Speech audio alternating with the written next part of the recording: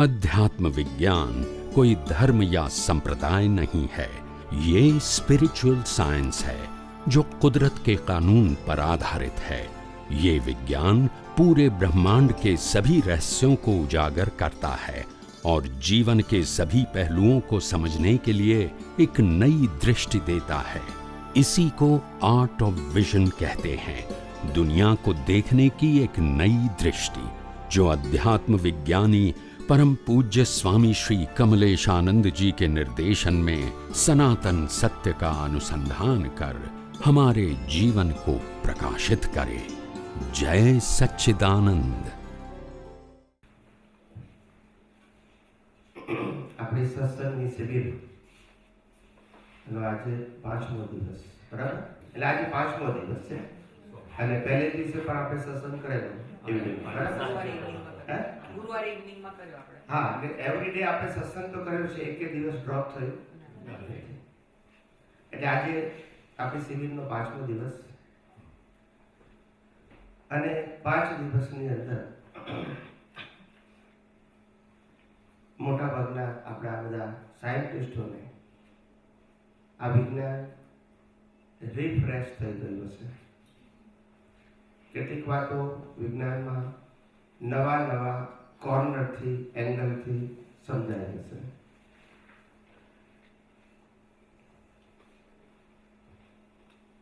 આધ્યાત્મ વિજ્ઞાન એવું કહેવા માંગે છે, વિજ્ઞાન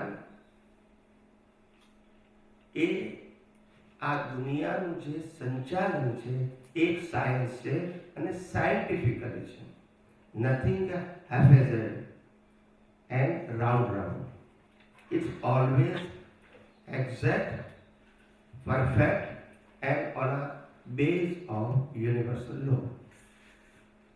આ દુનિયા આ રીતે ચાલે છે. હવે જે રીતે ચાલે છે એ રીતે તમને જોતા આવડે તો રાગદ્વેષ, તો માલિકી ભાવ, કર્તા ભાવ, અને તમને ખબર પડે કે તમે ખરેખર કોણ છો. કારણ કે આ દુનિયાની અંદર તમારા મન વચન કાયા અને સંજોગો પણ આવી ગયા. એટલે જ્યારે દુનિયાની પ્રિન્સિપલથી સમજો છો ત્યારે તમારા મન વચન કાયા અને સંજોગો પણ એ જ પ્રિન્સિપલમાં આવી ગયા. જ્યારે આખું પેકેજ પ્રિન્સિપલી સમજાય તો તમને સમજ પડશે કે I am a total separate than all kind of universal truth science. It is on a base of law of nature. But my real self is not controlled and governed and created by the law of nature. So I am always separate. I can realize, but I have no concern. And also, my real self is not controlled and governed and created by the law of nature. ત્યારે તમારું identification તમને ખબર પડશે. આ જાણ્યા પછી માટે science જાણવું, યુનિવર્સલ લોનું સાયન્સ જાણવું જરૂરી છે. એ સિવાય કોઈને કેવળ દર્શન થાય નહીં અને કેવળ દર્શન ન થાય તો કેવળ જ્ઞાન ન થાય. આ સિક્વન્સ છે. શું છે? રેન્ડમ નથી. કોઈ એમ કે મને કેવળ દર્શન વગર કેવળ જ્ઞાન થાય એવું ઇમ્પોસિબલ છે. જ્યાં સુધી આ સંસાર શૂન્ય સમજાય નહીં. શું ના સમજાય? શૂન્ય એટલે હું નથી અને મારું નથી. કુદરતનું છે પણ એમાં હું નથી અને આ શરીરમાં પણ હું નથી અને શરીરના સંજોગોમાં પણ હું નથી અને મારું નથી. તો બધું કોણ છે? તો કે કુદરતી રચના. તો પછી તમને ખબર પડશે કે હુ આઈ એમ. ખ્યાલ? Separation of control and governed by the law of nature and separation of your real self. Real self no controller, એનો creator, એનો operator કુદરત. પણ રિયલ સેલ્ફ સિવાયની આ સૃષ્ટિ છે જે બાકીના 5 તત્વોથી બની છે અને ચાલે છે. ત્યાં લો ઓફ નેચર લાગુ પડે છે. આત્માને લો ઓફ નેચર લાગુ પડતો નથી, પણ આત્માની હાજરીમાં ઊભા થયેલા કર્મોને લો ઓફ નેચર લાગુ, અને કર્મોને ભોગવવા માટે બોડી આપી અને સર્કમસ્ટાન્સીસ આપવા એ લો ઓફ નેચરનું કામ છે. સત્તા, સંપત્તિ, સંબંધને સાધન આપવા એ પણ લો ઓફ નેચરનું કામ છે. એટલે ઘણા લોકોને આ વિજ્ઞાન શરૂઆતમાં સમજાતું નથી. એનું કારણ ઇન્ટરેસ્ટ ઓછો હોય છે. અને ઇન્ટરેસ્ટ ઓછો હોય છે એનું કારણ શું છે કે અત્યાર સુધી આપણે તપ કર્યું, જપ કર્યું, પૂજા પાઠ કર્યા, માળા ગણી, આરતી કરી, ઉપવાસ કર્યા, સામાયિક પ્રતિક્રમણ કર્યા, શુભ ક્રિયાઓ કરી, અને આમાં તો કશું છે નહીં. આ મુક્તિનું માર્ગ કેવી રીતે હોય? કારણ કે પેલું ટ્રેડ થઈ ગઈ ને, ટ્રેડિશનલ. પણ ખબર નથી પડતી કે આ બધી આ ફોર્મેટ આખું પાપ પુણ્ય અને પ્રાયશ્ચિત છે એ 4 ગતિમાં ફરવા માટે છે, 4 ગતિથી છૂટવા માટે નથી. આ સમજતા એક ગ્રેડમાંથી તમારે શું કરવું પડે? એને બ્રેક કરવું પડે એક લેવલને. ત્યારે તમને ખબર પડે કે અહીંયા શું છે. તમે 5મું સ્ટાન્ડર્ડ પાસ કરો તો ખબર પડે 6થા સ્ટાન્ડર્ડમાં શું છે. પણ 5મા સ્ટાન્ડર્ડથી 6થા સ્ટાન્ડર્ડ તમે આપી શકો નહીં. તમારે બ્રેક કરવું પડે. એ બેરિયર છે એને બ્રેક કરવી પડે તો તમે બિયોન્ડ જઈ શકો. આપણે આ લોકો જે યાન લઈને જાય છે એને પૃથ્વીના વાતાવરણને બ્રેક કરવું પડે, પછી એ બહાર જાય છે. જ્યાં આ વાતાવરણ કે ગુરુત્વાકર્ષણનો નિયમ નથી લાગુ પડતો. સમજાય છે? એની બહાર જાય પછી ના લાગુ પડે. એવી રીતે આમાં પણ જ્યારે તમારું વિઝન રિલેટિવ ટ્રુથથી બિયોન્ડ થઈ જશે, પછી આ દુનિયાના કોઈ કાનૂન, લો તમને નહીં લાગુ પડે. આને લાગુ પડશે પણ તમને નહીં લાગુ પડે. ધેટ ઇઝ યોર કેવલ દર્શન.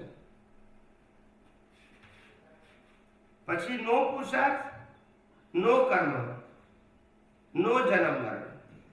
પછી લાસ્ટ બર્થ રહેશે એ આખો ઓટો મોડ હશે. કેવળ જ્ઞાનને ઓટો મોડ, નિર્વાણને ઓટો મોડ, અને મોક્ષ પણ નો પુરુષાર્થ. આટલો જ પુરુષાર્થ કરવાનો છે આપણે કે જે કુદરતનું છે એ કુદરતી રચના તરીકે જોવામાં શું વાંધો છે? નહીં જોવાથી પણ બદલાવાનું નથી. હું નહીં જોઉં તો બદલાઈ જશે. આ શરીરને હું કુદરતી રચના ના જોઉં અને મારું છે એવું કહું તો મારી પાસે રહેવાનું, મારા કંટ્રોલમાં રહેવાનું, હું એને બનાવી શકું? કશું જ ના કરી શકું. ન માનવાથી કોઈ ફેર પડવાનું એ જ તો અજ્ઞાન છે. એટલે આવું અદ્ભુત વિજ્ઞાન આ કળિયુગની અંદર જે એક્સેપ્શનલ હોય છે એ ખુલ્લું થયું છે. આ પરંપરાગત વિજ્ઞાન કળિયુગનું નથી. અને પરંપરાગત હોય તો તમે વાંચી અથવા સાંભળી ચૂક્યા હોત. કેટલીક હિન્ટ્સ તમને મળી, પહેલા શું મળી? હિન્ટ્સ. પણ આખું પેકેજ ના મળ્યું. અને પેકેજ ના મળ્યું એટલે જ ખરેખર સાયન્સમાં રસ ના પડ્યો. એક વાક્ય આપણને ખબર પડી ગઈ કે આ બધું વ્યવસ્થિત છે. પછી બીજું સમજી ગયા કે મનોવચન કાયની અવસ્થા માત્ર કુદરતી રચના છે. આવું રેન્ડમ વાક્ય સમજ્યા, સેન્ટેન્સ ઇઝ પરફેક્ટ, પણ તમને આખી પ્રોસેસ ખબર ના પડી. એટલે આ સાયન્સના આ સેન્ટેન્સનું વેલ્યુ શું એ ખબર કે વ્યવસ્થિત સત્યનો મતલબ ગમે તે થાય વ્યવસ્થિત બોલવા માટે નહોતું, પણ તમને ખબર પડવી જોઈએ. તમે જુઓ કે અત્યાર સુધી આપણે જે વ્યવસ્થિત શક્તિ બોલ્યા અથવા તો સમજ્યા એમાં આઉટસાઇડ સર્કમસ્ટાન્સીસને વ્યવસ્થિત કીધા. આ મન વચન કાયાને વ્યવસ્થિત ના કીધું, અવસ્થાને કીધી. પણ આનો ક્રિએટર એ પણ કુદરતી રચના છે એ ના સમજાય. આનો ઓપરેટર કુદરત છે એ ના સમજાય. ડિસ્ચાર્જ પણ કુદરત કરે છે, ડિસ્ટ્રોય એ પણ ના સમજાય. ખ્યાલ આવ્યો? આ બધી જ વસ્તુ ત્યારે જ્ઞાની પુરુષ દાદા ભગવાનનું જે વિજ્ઞાન ખુલ્લું થયું હતું એમાં બ્રહ્માંડના બધા રહસ્યો ખુલ્લા થઈ ગયા. સૂર્ય, ચંદ્ર, તારા, ગ્રહો, નક્ષત્રો, ભરતી, ઓટ, તેજી, મંદી અને કોઝ એન્ડ ઇફેક્ટ, પૂનમ, અમાસ, આ બધું જ સાયન્ટિફિક સર્કમસ્ટાન્શિયલ એવિડન્સ છે. એ એમને સમજી ગયેલું, પણ તે મહાત્માઓને સમજાયું નહીં. અને ના સમજાય એનું કારણ ઇન્ટરેસ્ટ નહીં. ઇન્ટરેસ્ટ ના હોય તો જવાબ શું આપે? એટલે એમને કહેવા પ્રયત્ન કર્યો પણ કોઈ એની વેલ્યુ ના કરી. કોઈ એવું ના પૂછ્યું અમે તો રોજ બોલીએ છીએ જ્ઞાન વિધિમાં, તમે બોલાયું રોજ બોલીએ છીએ અમે ચરણ વિધિમાં કે મન વચન કાયાની અવસ્થા માત્ર કુદરતી રચના છે. એવું તમે જ્ઞાન વિધિમાં બોલાયું અને ચરણ વિધિમાં રોજ બોલીએ છીએ. તો પછી મન વચન કાયાની અવસ્થા માત્ર કુદરતી રચના હોય એમાં અમે જવાબદાર ક્યાંથી હોય? હવે કોઈ પૂછ્યું? એ પૂછે તો કે ને. બરોબર. છેલ્લે એમને કેવું પડ્યું વન વે ક્યારે વિધાઉટ ક્વેશ્ચન કે ખરો સાયન્ટિસ્ટ તો આ સામાયિક પ્રતિક્રમણમાં હાથ જ ના ગાલે. આ દાદા ભગવાનનું આપતું સૂત્ર છે. યસ કે નો? આપણા ગ્રુપમાં આવી ગયું છે નંબર સાથે. ખરો સાયન્ટિસ્ટ સામાયિક પ્રતિક્રમણમાં હાથ જ ના ગાલે. આ એમના શબ્દો છે. As it is. સમજાય છે? જે આપણે આ વિજ્ઞાનમાં બિગિનિંગમાં જ કહીએ છીએ. સમજાય? એટલે એ પણ એમને કીધું કે આ જગતમાં તમારું કશું નથી. પણ તમારું કશું નથી એ જે એંગલ આપ્યો એની અંદર આ શરીર પણ તમારું નથી અને શરીર સાથે સંકળાયેલું તમારું નથી. આપણે શું માનતા હતા કે આ બધું દેખાય છે ને એ બધું મારું નથી, પણ આ નહીં, આ મારું ખરું? તો કે એકડો રાખ્યો, બાકી બધા મીના તમારા નથી. ના સમજાય? અને એટલે પછી એકડા ઉપર બધો સત્સંગ નીકળ્યો. આની ભૂલ એ તમારી ભૂલ, માફી પણ તમારે માંગવાની, કારણ કે બેઝ કયો આવ્યો? શરીર આવી ગયો. જો બેઝ આ આવે તો પછી આ આવે નહીં. બેઝ શુદ્ધાત્મા છે તો પછી ભૂલ હોય તમારી? પ્રકૃતિની ભૂલ છે. પછી પ્રકૃતિ માફે કે માગે કે ના માગે એ તમારો વિષય. પણ પ્રકૃતિ સેન્ટરમાં આવી ગઈ એટલે પછી બધી વાતો એના બેઝ ઉપર નીકળી. સામાયિક પ્રતિક્રમણ, આરતી, કીર્તન, ભક્તિ બધું આના બેઝ ઉપર નીકળ્યું. આના બેઝ ઉપર ના નીકળ્યું. જે અન્ય ધર્મમાં જેમ ફોર્મેટ છે એ આ ફોર્મેટ નીકળ્યું પછી. અને ફોર્મેટ આવી ગયું અને ફોર્મેટને ફોલો કરતા થઈ ગયા. પછી વિજ્ઞાન કોઈ દિવસ ખુલ્લું થાય પછી એ ટ્રેક જ બદલાઈ ગઈ. શું બદલાઈ ગઈ? ટ્રેક જ બદલાઈ ગઈ. આખી ટ્રેક પછી બદલાઈ ગઈ. હવે આપણે સિમંદર સ્વામીને ભગવાન માનવાના, દાદા ભગવાનને ગુરુ માનવાના, ત્રિમંદિરને મંદિર માનવાનું, ત્રિમંત્રને મંત્ર માનવાનું, આપતાવાળીને શાસ્ત્ર માનવાનું, જય સચ્ચિદાનંદને સંઘ માનવાનું, એમને કહેલી વાતોને રિચ્યુઅલ તરીકે માનવાનું, વર્તમાન ગુરુ શિષ્ય માનવાના અને આ વરઘોડા કાઢવાના. બસ આનું આ અન્ય ધર્મમાં છે. એવું અહીંયા પણ આવી ગયું. યસ કે no? Whole format is here. પછી તમે સાયન્સ કહો તો કેવી રીતે મેળ પડે? You respect the Simandar Swami is a different thing and you believe as a God is a different thing. Both are different identity. God is always permanent, no born, no die. And Tirthankar is always temporary, birth and death. So identity different છે. Now you understand? હવે એ જ ID પ્રમાણે તમે એને God માનો તો ગોડની વ્યાખ્યા તમને સમજાય? સિમંદર સ્વામીને ગોડ માનો, તીર્થંકર માનો તો વાંધો નથી, પણ ગોડ માનો, તીર્થંકર ઇઝ ઇક્વલ ટુ ગોડ, તો પછી ગોડની વ્યાખ્યા સમજાય? ના સમજાય. કારણ કે ભગવાનને તો નામ નથી, રૂપ નથી, જન્મ મરણ નથી અને પરમેનન્ટ છે. સિમંદર સ્વામીને નામ છે, રૂપ છે, જન્મ મરણ છે અને ટેમ્પરરી છે. ચારે આન્સર ખોટા. હવે તમે આ વ્યાખ્યામાં ગોળ કરી નાખો તો પેલી સમજાય? સમજાય ને કોઈ દિવસ. તમે એ બેરિયર તોડી શકો? મેં જૈન સમાજમાં 3000 જૈન મારવાડી નો સત્સંગ હતો અમદાવાદ શાહીબાગમાં. આપણે વિડીયોમાં છે, યુટ્યુબમાં છે, હિન્દીમાં કરે છે. મેં ત્યાં પહેલી વખત કીધું તો બધાને આશ્ચર્ય થયું. मैं को तीर्थंकर भगवान हो सकते हैं? तीर्थंकर केवल ज्ञानी हो सकते हैं, तीर्थंकर भगवान हो सकते हैं? બધાને આશ્ચર્ય છે. આવું કોઈ કહે જ નહીં, કે ભાઈ પછી કે નહીં પણ તીર્થંકર શબ્દ જે જૈનિઝમમાં છે તે ઘણા લોકોને એનું meaning શું છે તે સમજ ના ઇક્વલ ગોડ જ માને છે. એટલે એનાથી એ થઈ જાય. Tirthankar is equal to God. જેમ તમે કૃષ્ણ ભગવાનને Vasudev is equal to God, અહીંયા Ram is equal to God, અહીંયા Shiv is equal to God, એમ અહીંયા Tirthankar is equal to God માને છે. આ લોકો Christ is equal to God માને, પેલા પૈગંબર ઇઝ ઇક્વલ ટુ ગોડ માને, વોટ એવર ઇટ ઇઝ.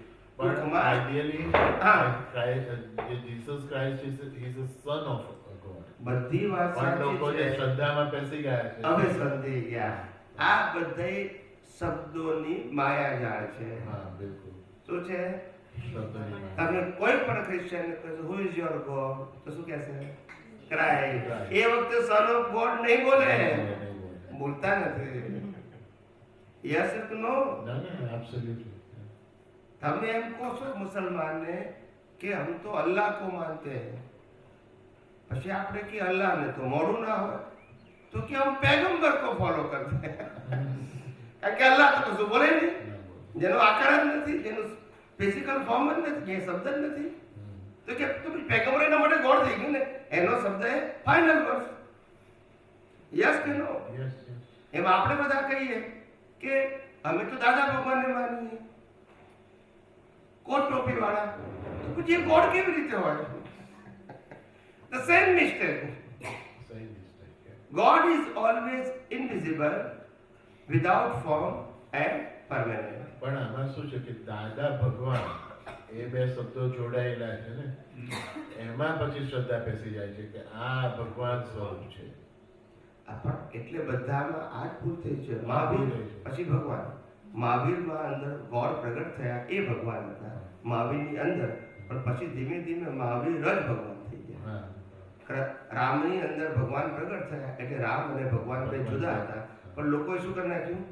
એક કરી નાખ્યું. જોડી નાખ્યું. એટલે લોકોને સિમંદર સ્વામીની અંદર ભગવાન, બરોબર. પણ સિમંદર સ્વામી નહીં, પણ લોકોએ શું કર્યું? સિમંદર સ્વામી ભગવાન.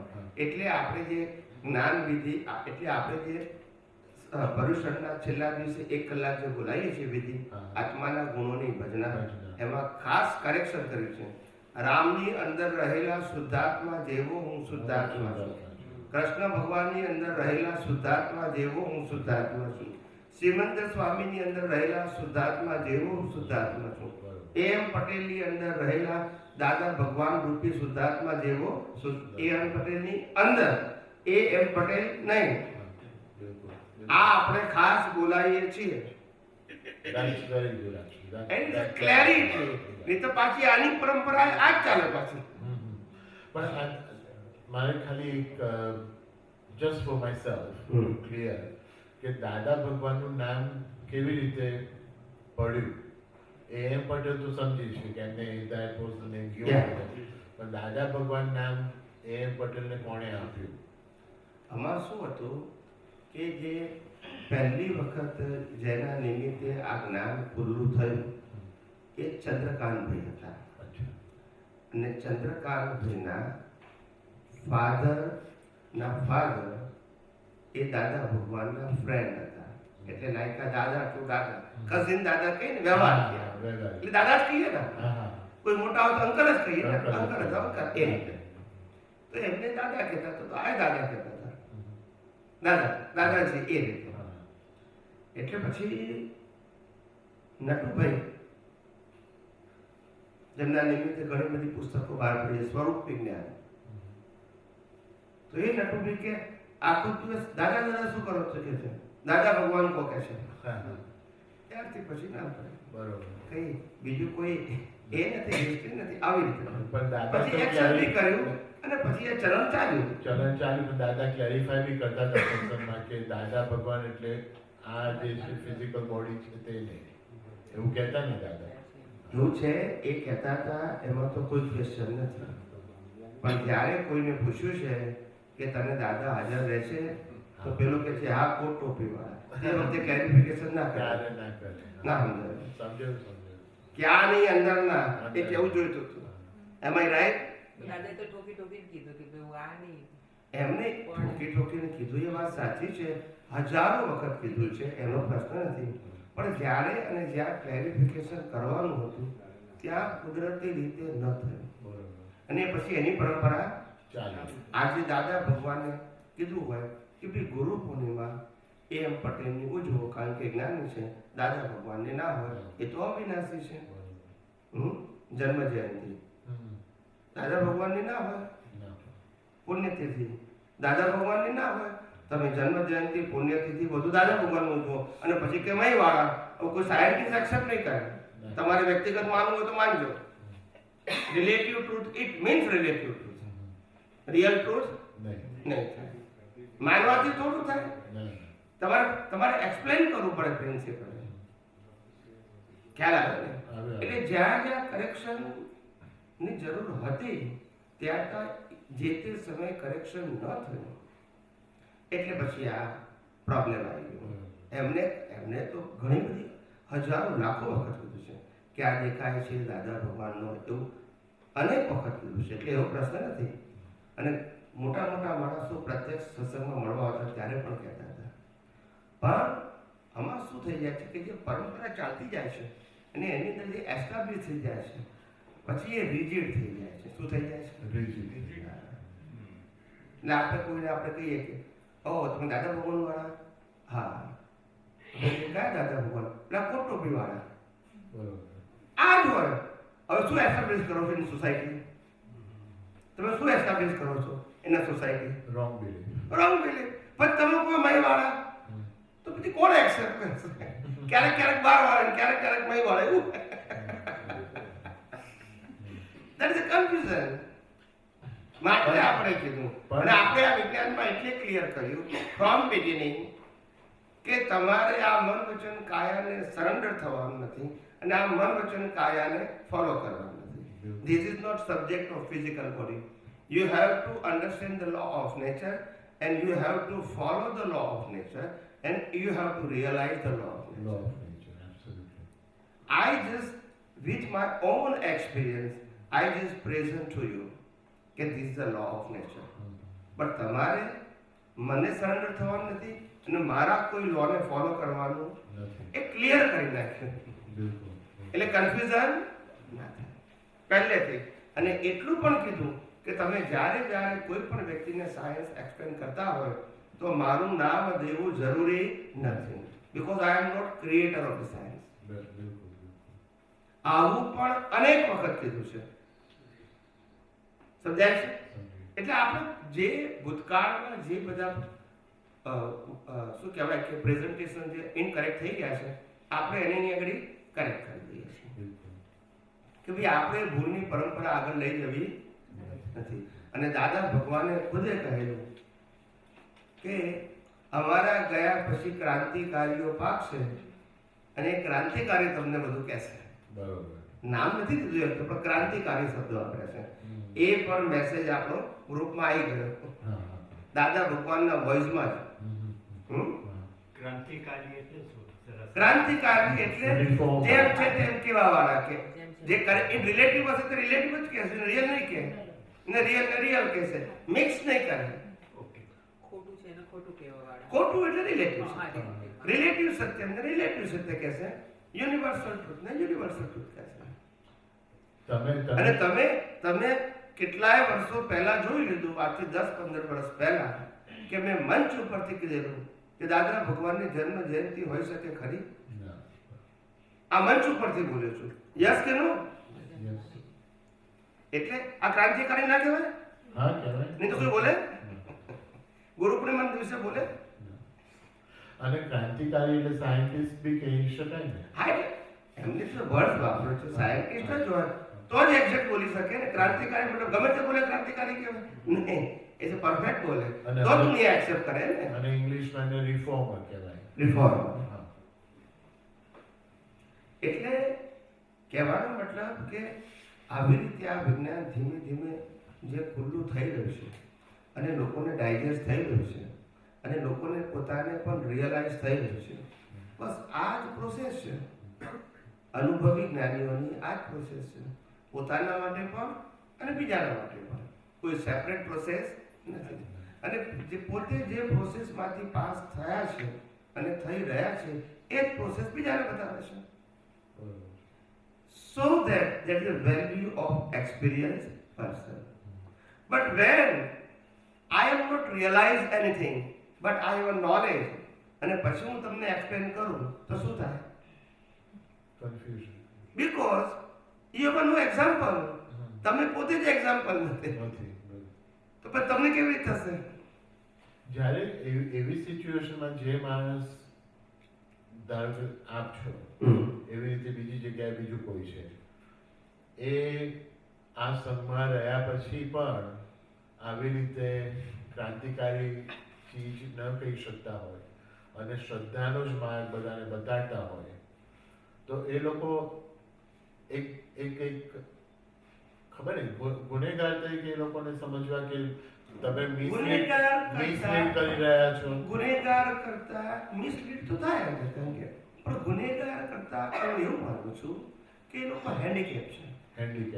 એ લોકો પાસે એટલી ફ્રીડમ નથી કે if I am going to tell the truth of universe and the institute are not accept me, still I can survive in this world. એટલો કોન્ફિડન્સ હોવો જોઈએ. Now you understand? totally. આજે હું જ્યારે આ રીતે મુક્ત થયો, મારી પાસે કોઈ સપોર્ટ નહોતો, એની કાઇન્ડ ઓફ, પણ કોન્ફિડન્સ તો ખરો ને. કોન્ફિડન્સ કરો, બિલકુલ. ફિઝિકલ કોઈ બહાર સપોર્ટ નહીં, પણ કોન્ફિડન્સ કરો. એ કોન્ફિડન્સ એ આજે થયું છે. એટલે કોન્ફિડન્સ એ તો ઇન્ડિવિડ્યુઅલ વસ્તુ છે ને સાહેબ, એ કે આપી લઈ શકાય નહીં. અને તમને ડર હોય કે મારું શું થશે, હું બહાર જઈશ તો પછી નહીં જાવ. બીજું શું થાય? Follow the tradition. આવું છે. એટલે ક્રાંતિકારી એટલે એબનોર્મલ, નોર્મલ ના હોય. પણ એને એબનોર્મલ તો કહેવાય જ નહીં ને. આજે તમે જે એબનોર્મલ નો મતલબ જે નોર્મલ બિહેવ કરતા હોય એવી ના કરે એમ. એ જે નોર્મલ શ્રદ્ધાનું થતું નોર્મલ જે ટ્રેડિશનલ ટોક કરતા હોય, બુક્સ ટોક કરતા હોય, અથવા તો એક ગુરુની પરંપરાને ફોલો કરતા હોય, એને નોર્મલ કહેવાય ઇન ઓલ રિલિજન. આપણે એમાં એબનોર્મલ છે. એબનોર્મલ નો મતલબ જે રિયલાઇઝ થાય છે એ હું એક્સપ્લેન કરું છું. વોટેવર ધ ટ્રેડિશનલ ટોક એની વાત કરતો નથી, એ રીતે એબનોર્મલ. સમજી ગયો. પ્રેઝન્ટેશનની ભાષા. એટલે એટલા માટે એને રિસ્પોન્સિબલ કહેવાય અને એક્સપિરિયન્સ પર્સન કહેવાય. એક્સપિરિયન્સ પર્સન જ રિસ્પોન્સિબલ હોય. ટ્રેડિશનલ ટોક વાળો રિસ્પોન્સિબલ, કારણ કે બુક્સ નોલેજ કે છે એટલે પછી એમાં ડાયરેક્ટ એની રિસ્પોન્સિબિલિટી આવતી નથી. દાદા ભગવાને કીધું હોય કે આપણે હાથ ઊંચો કરીએ તોય સિદ્ધ ક્ષેત્રના જીવો જોઈ શકે. હવે એ બોલે કોઈ હું એક્શન નથી કરતો તો કે ના, દાદા ભગવાને કીધું છે. પછી કી વાત? પછી કી ને વાત? બસ. પણ હું એવું બોલું એવી રીતે હું એમ કહું કે હું સાયન્ટિફિક તમને પ્રૂવ કરી આપું છું કે ભાઈ આત્માની અંદર વિનાશી અવસ્થાઓ જોવા જાણવાનો સ્વભાવ નથી. પછી અહીંયા હોય કે ત્યાં હોય, it's a principle. It's not my or your view point. અહીંયા છે તોય પણ આત્મા વિનાશી અવસ્થા તો જાણતો નથી. માટે આપણે કીધું વિનાશી અવસ્થા જોવા જાણવાનું કામ પ્રતિષ્ઠિત આત્માનું છે અને મૂળ આત્માનું કામ પ્રકાશ. બંનેના રોલ કેવા છે? આત્માના પ્રકાશમાં પ્રતિષ્ઠિત આત્મા આ અવસ્થાઓને જુએ, જાણે છે, એનાલિસિસ કરે છે અને નવું ક્રિએશન કરે છે. કોઝ રૂપે કે સેપરેશન રૂપે, વોટએવર ઇટ ઇઝ. પણ મૂળ આત્મા જોતો જાણતો નથી અવસ્થા. એટલે આપણે પ્રિન્સિપલ કીધો. યસ. પ્રતિષ્ઠિત આત્મા વિશે હા, એના રોલ વિશે. પ્રતિષ્ઠિત હા. આત્મા અને મૂળ આત્મા. પ્રતિષ્ઠિત આત્મા અને મૂળ આત્મા વિશે જાણવું છે.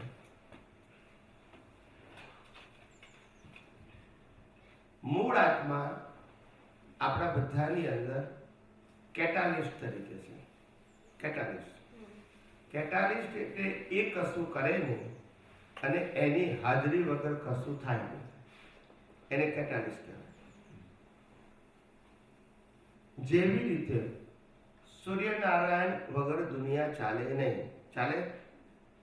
પણ સૂર્યનારાયણ આ દુનિયા ચલાવતો, પણ એની હાજરી વગર ચાલે નહીં. એટલે એને કેટાલિસ્ટ કહેવાય, એને ડુઅર ના કહેવાય. એમ આત્મા વગર કોઝ એ ના હોય, ઇફેક્ટ એ ના હોય, બોડી એ ના હોય. પણ આત્મા કોઝ ઇફેક્ટને ફીલ કરતો, બોડીને ફીલ કરતો નથી. કેટાલિસ્ટ. ખ્યાલ આવી ગયો? આત્મા ચેતન છે, અવિનાશી છે અને બધા જ પ્રકારના ઇનફાઇનાઇટ પાવર વાળો છે. અનંત જ્ઞાન, અનંત દર્શન, અનંત સુખ, અનંત શક્તિ એ આત્માની પરમેનન્ટ ક્વોલિટી છે. પરમેનન્ટ. એટલે આ આત્માનું સ્ટેટસ બતાવ્યું. પ્રતિષ્ઠિત આત્મા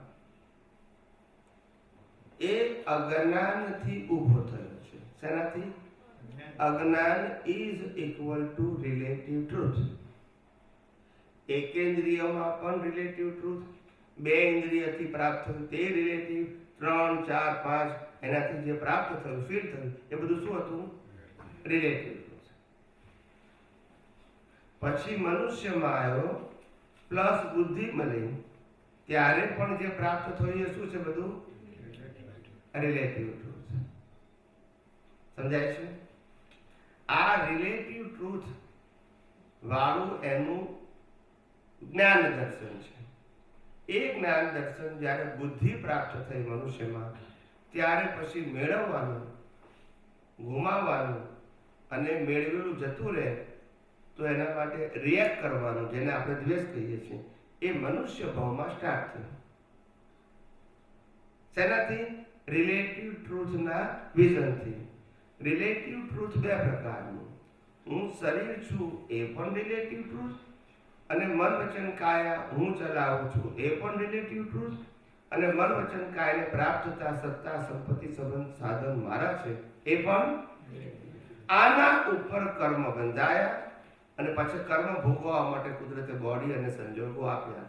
પણ આનું ક્રિએશન કોણ કરે છે? પ્રતિષ્ઠિત આત્મા, વિથ ધ હેલ્પ ઓફ મિથ્યા જ્ઞાન એન્ડ મિથ્યા દર્શન, અથવા તો રિલેટિવ જ્ઞાન અને દર્શનથી.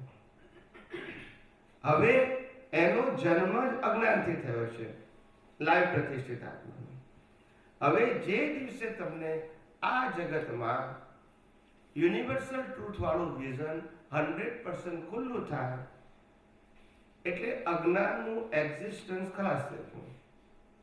અજ્ઞાન નથી તો પછી લાઈવ પ્રતિષ્ઠિત આત્માનો રોલ નથી. લાઈવ પ્રતિષ્ઠિત આત્મા રોલ નથી તો કર્મનું ક્રિએશન થતું નથી. પણ લાઈવ પ્રતિષ્ઠિત આત્માનો રોલ ખતમ થાય એ પહેલા જે કર્મ બંધાઈ ગયા એના કારણે લાસ્ટ બર્થ મળશે. એ બર્થની અંદર પ્રતિષ્ઠિત આત્મા તો છે જ નહીં. ખ્યાલ આવ્યો?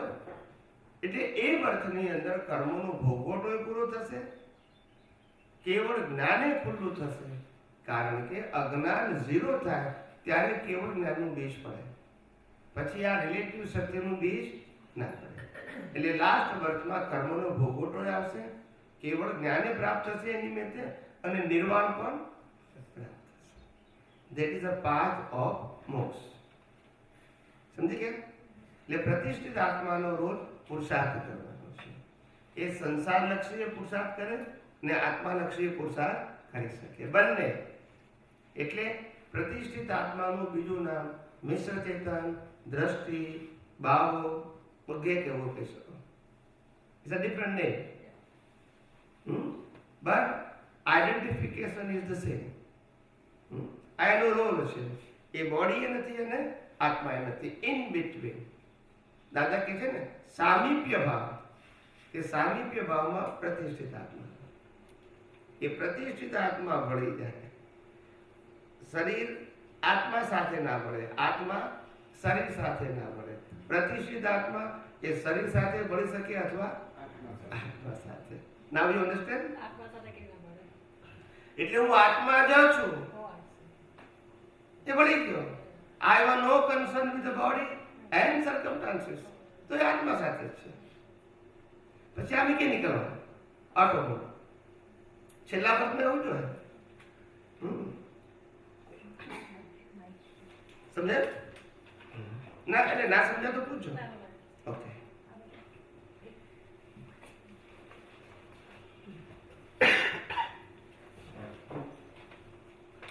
જય સચિદાનંદ સ્વામી. હા, જય સચિદાનંદ. તમે કાલે જે વાત કરી લાઈવ પ્રતિષ્ઠિત આત્મામાં જે વિચાર કરવાથી શુભ અશુભ કર્મ બંધાય, તો મારી સમજણ એવી છે કે અહીંયા હું એક્ઝામ્પલ આપીને સમજો કે દાખલા તરીકે કોઈ અપમાન કર્યું તો એટલે ડિસ્ચાર્જમાં મને એવું અપમાન કરે તો દુઃખ એ લાગે અને કે આને કેમ અપમાન કર્યું એ બધું ડિસ્ચાર્જમાં થાય.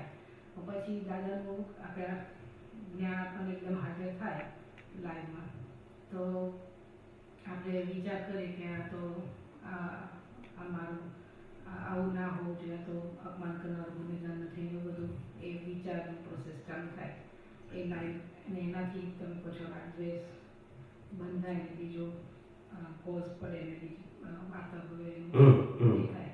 અને જો તમે કહો છો વિઝન હોય સેપરેશન, ધારો કે આ બધું અપમાન થયું એમાંથી જુદો એવો હું શુદ્ધાત્મા છું, તો એ વિઝનમાં જાય. હા, સમજાવો. દ્રષ્ટિ તો અજ્ઞાનીને હોય, જ્ઞાનીને હોય અને વિજ્ઞાનીને હોય. દ્રષ્ટિ ત્રણેય હોય, પણ દ્રષ્ટિની ક્વોલિટી એન્ડ કેટેગરી અલગ અલગ હોય. અજ્ઞાનીને માત્ર રિલેટિવ દ્રષ્ટિ હોય, જ્ઞાનીને રિલેટિવ પ્લસ આધ્યાત્મિક દ્રષ્ટિ હોય, અને વિજ્ઞાનીને માત્ર આધ્યાત્મિક દ્રષ્ટિ હોય. There are three different level of your vision. અને જેવું વિઝન છે એવો રિલેટેડ પુરુષાર્થ છે. જેની પાસે સાયન્ટિફિક વિઝન છે એનો પુરુષાર્થ સાયન્ટિફિક હોય, જેની પાસે રિલેટિવ સાયન્ટિસ્ટ બે છે એનો પુરુષાર્થ બે સેક્શનમાં હોય. નવા કર્મ બાંધે અને સેપરેશન પણ ફીલ કરી શકે થોડા સમય માટે in sum of the circumstances. અને અજ્ઞાની તો માત્ર નવા કર્મો બાંધે. સમજાય છે? થ્રી કેટેગરીઝ, પણ ત્રણે કેટેગરી દ્રષ્ટિથી જ ઉત્પન્ન થાય. તો અત્યારે અમારી દ્રષ્ટિની કેટેગરી કેવી હોય? એટલે એવી સ્ટ્રોંગ તો ના હોય, પણ હા, અત્યારે તમારી સાયન્ટિફિક દ્રષ્ટિ થઈ રહી છે, 100% થઈ ગઈ નથી. હજુ રિલેટિવ વ્યૂ પોઈન્ટનું ઇમ્પોર્ટન્સ તમારા દર્શનમાં જ્ઞાનમાં હાવી થઈ જાય છે. એટલે એટલા કાચા છે, સમજણ મળી ગઈ છે પણ એપ્લિકેશનમાં મિસ્ટેક થઈ જાય છે. એટલે હજુ મને પણ એવું લાગે છે કે હું જ્યારે કશું જ્ઞાન ગોઠવું તો હજુ આમ જાણે શબ્દો જ વાપરતી હોઉં એવું લાગે. જો શબ્દોમાં એવું વજન કે ફિલિંગ્સ કે એવું ના આવે કે હું સેપરેટ છું, એવું ના આવે. ખાલી શબ્દો ગોઠવી છે, પેલી લાઈન વડે છે એટલે શબ્દો ગોઠવી છે, એવું થાય છે. એટલે વાત બરાબર છે કે શબ્દો ગોઠવીએ છીએ, એ વાત બરાબર છે. કારણ કે સામાન્ય રીતે જ્ઞાન આપણને શબ્દો દ્વારા મળ્યું છે, એટલે એની બેઝિક અથવા પ્રાઇમરી બિગિનિંગ તો થ્રુ ધ વર્ડ્સ જ હોય, પછી એ વિઝનમાં કન્વર્ટ થાય. It will take time as per your maturity. વિઝનમાં થાય તો પછી ઓટો મોડ થાય, પણ શબ્દોથી ગોઠવવાનું હોય તો you have to put effort. ત્યાં વિઝન સુધી પહોંચવાનું છે. વિઝનમાં થઈ ગયું પછી પુરુષાર્થ નથી, ઇટ્સ વર્ક ઓટોમેટિકલી. વિઝન વિશે થોડુંક વધારે દ્રષ્ટિ હજુ શબ્દથી જ ખબર છે એવું લાગે. હજુ તમને હસબન્ડની વ્યાખ્યા આવડે તો હસબન્ડનો અનુભવ થાય? ના થાય. શબ્દ જ્ઞાન તો આવી ગયું. કેમ ના થાય? કારણ કે સામે પ્રેક્ટિકલ હોવું. હવે પ્રેક્ટિકલ જ્યારે સામે આવે પછી તમારા માટે વિઝન છે, લાખ વખત જુઓ, કરોડ વખત જુઓ, હસબન્ડ જ દેખાય. કારણ કે વિઝનમાં સેટ થઈ ગયું. It's not your memory, it's not your knowledge, it's not your words. Am I right? It's your vision and 24 hours. પછી તમારે આમ જોઈએ ને પછી કે હસબન્ડ છે કે નહીં એવું ના લાગે કે મારે ગોઠવવું એવું થાય. કારણ કે અનાદિ કાળનો અભ્યાસ આ વિજ્ઞાનનો અનાદિકાળનો અભ્યાસ નથી, પેલો અભ્યાસ છે. રિલેટિવ ટ્રુથની બિલીફ સેટ કરવી એ અભ્યાસ છે. અને રિલેટિવ ટ્રુથની બિલીફ સેટ કરવામાં પ્લસ પોઈન્ટ એ છે, સામે તમારી સામે રિલેટિવ ટ્રુથ છે ફિઝિકલ ફોર્મ. અહીંયા આગળ કુદરતી રચના ફિઝિકલ ફોર્મમાં તમારે દેખાતું નથી, એનો રોલ છે પણ તમને વિઝ્યુઅલ થતું નથી. તમારે ફીલ કરવાનું છે કે આ રીતે સાયન્ટિફિક સર્કમસ્ટાન્શિયલ એવિડન્સ કામ કરે છે, આ રીતે આનાથી સોલ જુદો છે. ખ્યાલ આવ્યો? એ વિઝિબલ ને ફિઝિબલ નથી, તમારે જાતે જ રિયલાઇઝ કરવાનું છે. ફિઝિકલ હોય તો ઈઝી છે, સમજાય? એટલે ટફ લાગે છે, સમજાય છે? આપણા ઘરની અંદર, હું સિમ્પલ એક્ઝામ્પલ આપું. આપણા ઘરની અંદર માનો કે સ્પેશિયલ પ્રકારની લાઈટ લાવીએ તો આપણે 5-10 જણને કહીએ કે આ લાઈટ આવી છે, આમ છે, તેમ છે, આટલી એની કોસ્ટ છે, આ એની કંપની છે, એની લાઈફ આવી છે, વગેરે વગેરે, રાઈટ? પછી first class latest technology TV લાવીએ તો એના વિશે વાત કરીએ કે આ ટીવી આવું છે, એના ફીચર્સ આવા છે, ખ્યાલ આવી ગયો? એની આ સ્પેશિયાલિટી છે, આટલી એની પ્રાઇસ છે, આ એની કંપની છે, એની ગેરંટી છે, વગેરે વગેરે. એવું તમે ફ્રીજ લાવો, વોશિંગ મશીન લાવો, બીજા કોઈ પણ ઇલેક્ટ્રોનિક્સ લાવો, mobile, laptop, computer, whatever it is, એવા અનેક ઇન્સ્ટ્રુમેન્ટ તમારે 40-50 પ્રકારના છે, કરેક્ટ? એ બધાની વેલ્યુ તમે શો અપ કરો, બધાને વેલ્યુ, એના ફીચર્સ વગેરે વગેરે, કરેક્ટ? પણ ક્યારે તમે પાવરની વેલ્યુ ના કરો. કેમ? ના, પણ પાવર વગર આ બધા કામના છે કે નકામા? ખ્યાલ આવી ગયો? એમ આપણે આખું લાઈફ જીવીએ છે, સારું કરીએ, ખરાબ કરીએ, વિચારીએ, બોલીએ, એક્ટ કરીએ, ભેગું કરીએ, ગુમાઈએ, સત્તા, સંપત્તિ, સંબંધો, સાધન બધું ભેગું કરીએ, પણ ખબર નથી આત્મા નથી તો. પણ ક્યારે આની વેલ્યુ પાછું એ નથી ખબર કે એ હું જ છું. એટલા માટે કીધું કે એનો અભ્યાસ નથી ને આપણને. આના વગર કશું ના હોય, એ હજુ પાકું થયું નથી, નોલેજ રૂપે છે. આત્મા ના હોય તો શરીર હોય, ને શરીર ના હોય તો સંજોગો હોય, ના હોય તો વેલ્યુ કોની છે? અને કરીએ છે શરીર. અને જેમ પેલામાં ઇલેક્ટ્રિક નથી કરતા, એમાં આત્મા જ નથી કરતા. સમજાયું કે નહીં?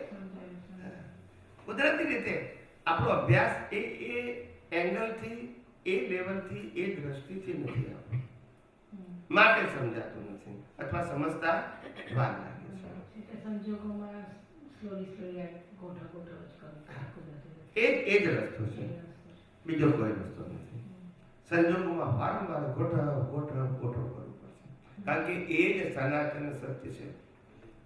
શુદ્ધાત્મા ભૂલી જવાય લાખ વખત, એની ચિંતા નહીં, પણ લાખ વખત ભૂલી ગયા પછી લાખ વખત જ્યારે યાદ આવે ત્યારે ત્યાંથી શરૂ કરવાનું કે મારા વગર સંજોગ હોઈ શકે નહીં. ભલે હું સંજોગોમાં એકાકાર થઈ ગયો, તન્મયાકાર થઈ ગયો, પણ અંતે તો મારા સિવાય સંજોગ હોઈ શકે, મારા સિવાય મન વચન કાયનું અસ્તિત્વ હોઈ શકે, મારા સિવાય સત્તા, સંપત્તિ, સંબંધ, સાધન ને શરીર અનુભવી શકે. આ બધાનું reason I am. Yes or no? Root કહેવાય એને. શું કહેવાય? એ રૂટ ભૂલી જઈએ છીએ આપણે. આમે દુનિયાના લોકો ફર્સ્ટ ક્લાસ મેન હોય, પેલેસ, અથવા તો તમે શું કહો છો, પેલું કાસ્ટ શું કહો છો? કાસલ. કાસલ બધું કીધું ને, એની કિંમત બહારથી બધી કરો કે એનો કલર કેવો છે, ડિઝાઇન, વિન્ડો વગેરે વગેરે.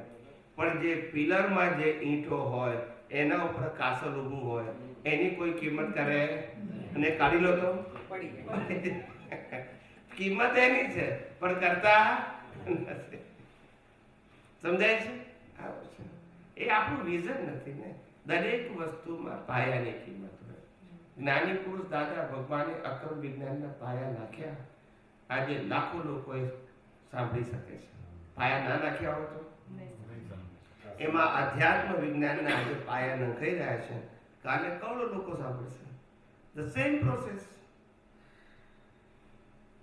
ખ્યાલ આવ્યો ને? કોઈ પણ વસ્તુની બિગિનિંગ તો હોય જ ને, પછી સ્પ્રેડ આઉટ થાય ને, સ્લોલી એન્ડ સાઉન્ડલી. આવી રીતે એટલે આ એક કરોડો લોકો સાંભળવાના છે all over the world, in all language ભવિષ્યમાં થશે. કારણ કે આ બધા માટે યુનિક છે. શું છે? ટ્રેડિશનલ નથી. And main thing, there is no format in this science is a proof. અને દુનિયાના બધા ધર્મો શેના ઉપર છે? એટલે it's a different kind of format, but format is there. But in a science, no format is exists. This is a pure science. So any thinker people, they want to know the science. They want to need spiritual science. Otherwise, એ સમજી શકશે નહીં. Not possible. સમજાય છે? આ એક જ science એવું છે, top to bottom law of નેચરના બેઝ ઉપર છે. એમાં કશું રિલેટિવ ટ્રુથ આવતું નથી, એમાં કશું ફોર્મેટ આવતું નથી. એટલે દુનિયાના કોઈ પણ થિંકર પીપલ માટે આ સાયન્સ અલ્ટિમેટ છે. કોઈ પણ થિંકર પીપલ હશે, કોઈ પણ રિલિજનનું, કારણ કે આને રિલિજન સાથે કોઈ લેવા દેવા કન્સર્ન જ નથી. આપણે એવું નથી કે તારો ધર્મ છોડીને નહીં આવજે, ગુરુ છોડીને નહીં આવજે. એ આપણો વિષય. સાયન્સ તો દ્રષ્ટિનો વિષય છે અને ધર્મ મન વચન કાયાનો વિષય છે. બંને વસ્તુ કેવી છે? જુદી છે. એટલે આ યુનિક છે. સમજાય? હા, કોઈને પૂછવું તો પૂછો. અમે બધા મહાત્માઓને કેટલી વાર લાગશે આ બધું સમજતા? કેટલી વાર લાગશે એ તો વ્યક્તિગત છે ને, મારાથી કે તમે પુરુષાર્થ કેટલો કરશો એ તો વ્યક્તિગત છે. યસ, જય સચ્ચિદાનંદ સ્વામી. જય સચ્ચિદાનંદ. મને સમજવામાં એવું આવ્યું કે મોક્ષ શ્રીમંદર સ્વામીના વર્લ્ડમાં જાય પછી જ છે, અહીંયા આગળ થઈને નથી. તો લોકો કહે છે કે આ મનુષ્ય જન્મ મળ્યો તો 84 million lifes, different lifes pass કરીને પછી મનુષ્ય જન્મ મળ્યો. તો આપણે અહીંયાથી ને પછી શ્રીમંદર સ્વામીના વર્લ્ડમાં જાય તો એ રીતના આપણે 84 મિલિયન ઓર સમ ઓલા જન્મ લઈને પછી મળશે કે? એવું નથી કે શ્રીમંદર સ્વામીના વર્લ્ડમાં જઈએ પછી મોક્ષ મળશે. અત્યારે એવી સિચ્યુએશન છે કે moksha is not available from this birth kshetra right now. ખ્યાલ આવ્યો? રાઈટ નાઉ અત્યારે ત્યાંથી ઓપન છે. ઓકે. પણ ઇન ફ્યુચર જ્યારે અહીંયા સતયુગ આવશે ત્યારે અહીંથી પણ ઓપન હશે. તો આપણે વેઇટ કરવી પડે until અહીંયા સતયુગ આવે ત્યાં સુધી? હે? We have to wait until Satyug is here. આપણે વેઇટ કરીએ કે ના કરીએ એનો પ્રશ્ન નથી. આપણે કેટલું ઝડપથી ક્વોલિફાઈડ થઈએ છીએ એના કુદરતની exam. Then after it is not for you કે Bharat Kshetra or Mahavir Kshetra. It is not matter. તમે ક્વોલિફાઈડ છો ત્યાં કુદરત તમને મૂકી દેશે. ભાઈ તમારા માટે ભરત ક્ષેત્ર મહાવીર ક્ષેત્ર એ સબ્જેક્ટ નથી. As per your qualification nature will તમને ત્યાં મૂકી દેશે. But do you have to start from the beginning or do you just get another manusia? No beginning. No beginning. No beginning. Nothing. એટલે એક ઇન્દ્રિયો અને બે ઇન્દ્રિયોમાં પાછું ના જવું પડે. બિલકુલ નહીં. તો મોક્ષ is possible even from here, but Yeah. not now. But not now. Yes. અહીંયા સતયુગ આવશે ત્યારે અહીંથી પણ ઓપન. હા. પહેલા અહીંયા ઓપન હતો જ ને. અહીંયા બધા તીર્થંકરો થયેલા છે. હા. 2500-2600 વર્ષ પહેલા તીર્થંકર હતા અને મોક્ષ માર્ગ અહીંથી ખુલ્લો જ હતો. Right now it is not open because of Kaliyug. But it is not all the time it is closed. So what happens, let's say for argument's sake, I get fully qualified, I'm ready for moksha, for instance. A qualified ના કહેવાય. ના, એટલે એટલી પ્રગતિ કઈ રીતે હવે મોક્ષ Ready for- બધું જ્ઞાન લગભગ નીકળી રેડી ફોર મોક્ષ નો મતલબ થાય કે તમને આ બ્રહ્માંડ, યુનિવર્સ, મન વચન કાયા, એના રિલેટેડ સર્કમસ્ટાન્સીસ બધું શૂન્ય દેખાય, ધેટ્સ યોર ક્વોલિફિકેશન. અને વેલ્યુ માત્ર સોલની સમજાય, ધેટ્સ યોર ક્વોલિફિકેશન. બીજું કંઈ નહીં. So once I get to that stage, અને તો nature will transfer you in a મહાવિદ્ય ક્ષેત્ર. but there I have to start from the beginning. No. So you'll get a human type birth. And in then go to the Mahavira moksha. Kshetra. Okay. Next human birth. Okay. That's it. So it doesn't have to be strictly from the beginning. No. You can go halfway or three-quarter way or whatever. Okay, Jai Satchidanand. રિબર્થ જેવું નથી ને કંઈ. Yeah. Oh. રિબર્થ થાય એટલે બાળપણ, યુવાની, બુઢાપા, બાળપણ, યુવાની, બુઢાપા, બાળપણ, યુવાની, બુઢાપા, હા. એવું ત્યાં. Oh, એ જરા વધારે explain કરો ને please. So, કે there is no birth. So how do you actually materialize that? ક્યાં બર્થ નથી? ત્યાં આગળ સિમંદર સ્વામીના સિમંદર સ્વામીમાં બર્થ છે, બર્થ મોક્ષમાં નથી. મોક્ષમાં હા. totally. ત્યાં તો ખરો જ ને birth. હા.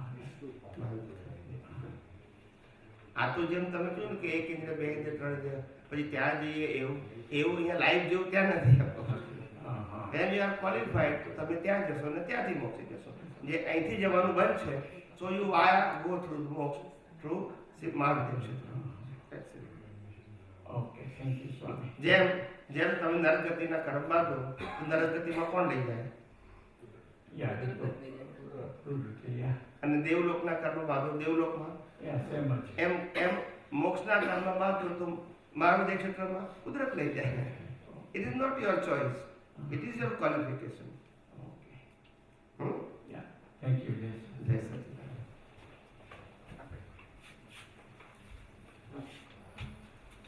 સ્વામીજી, મારે હમણાં વાત ઉપરથી પૂછવું છે કે જે સુસાઇડ કરે છે એ લોકોને વર્લ્ડ ઝીરો નથી થઈ ગયો તો કાંઈ જોતું જ નથી. કોણે કીધું? મને એવું થાય છે કારણ કે આટલું બધું એ લોકો આખી પોતાનું શરીરને આખું કાઢી નાખવા માંગતા હોય છે. એમાં આમ શ્યોર કે એ લોકોને કાંઈ જોતું નથી આ વર્લ્ડમાં, એવું લાગે છે. એવું લાગે છે. ખરેખર તો બહુ કમ્પ્લેન છે ને કમ્પ્લેનના આધારે એક્સપાયર થાય છે. It is not solve so that.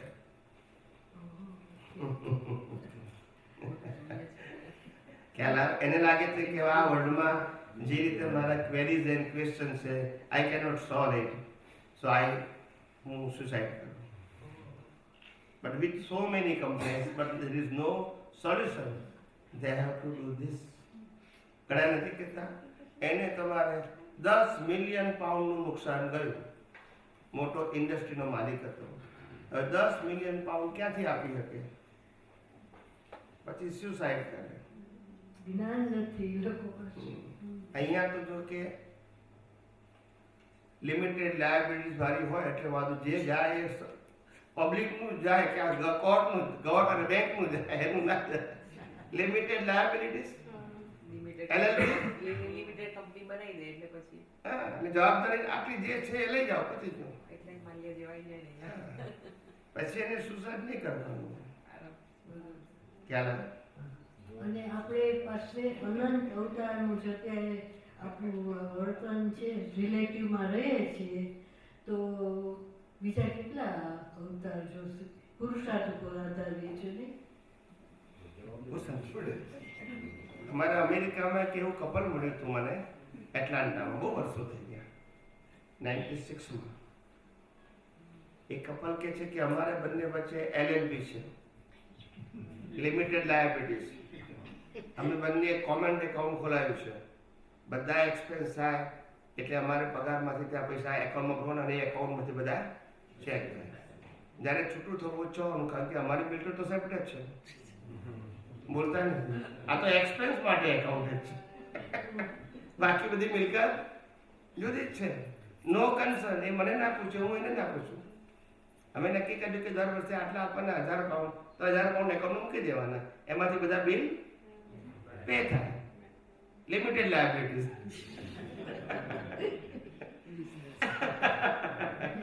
આવું કપલ મેં જોયું હતું અમેરિકામાં 96માં. તે વખતે જો કે મને બહુ નહોતું સમજાય, મને સમજાયું નતું એ વખતે. એટલે આવા હોય છે માણસો. સમજદારીનું કામ કર્યું. હે? સમજદારીનું કામ કર્યું.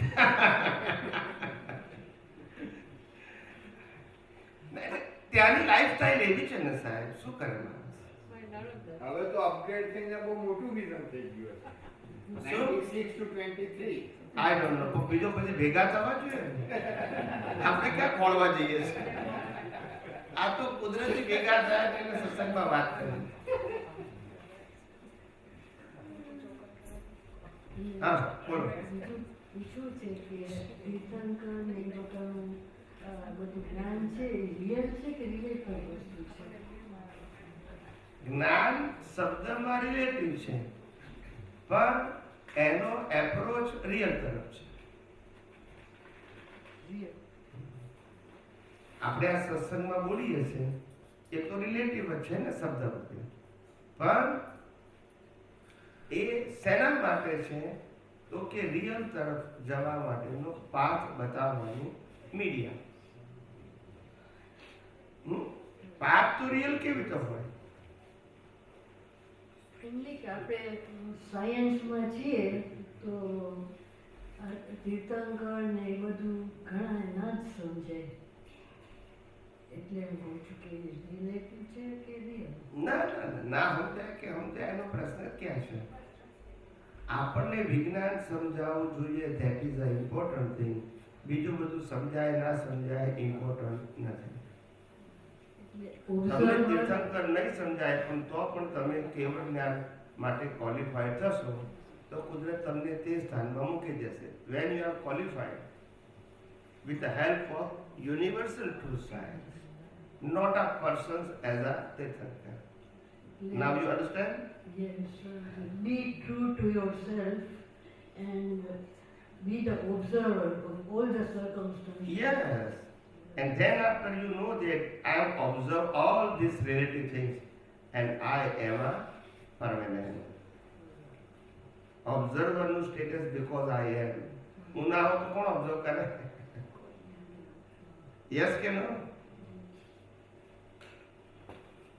Because of I am, observer is there and also the universal and the whole world is also there. પણ હું જ ના હોઉં તો ઓબ્ઝર્વર હોય અને દુનિયા હોય પછી ના એવી રીતે.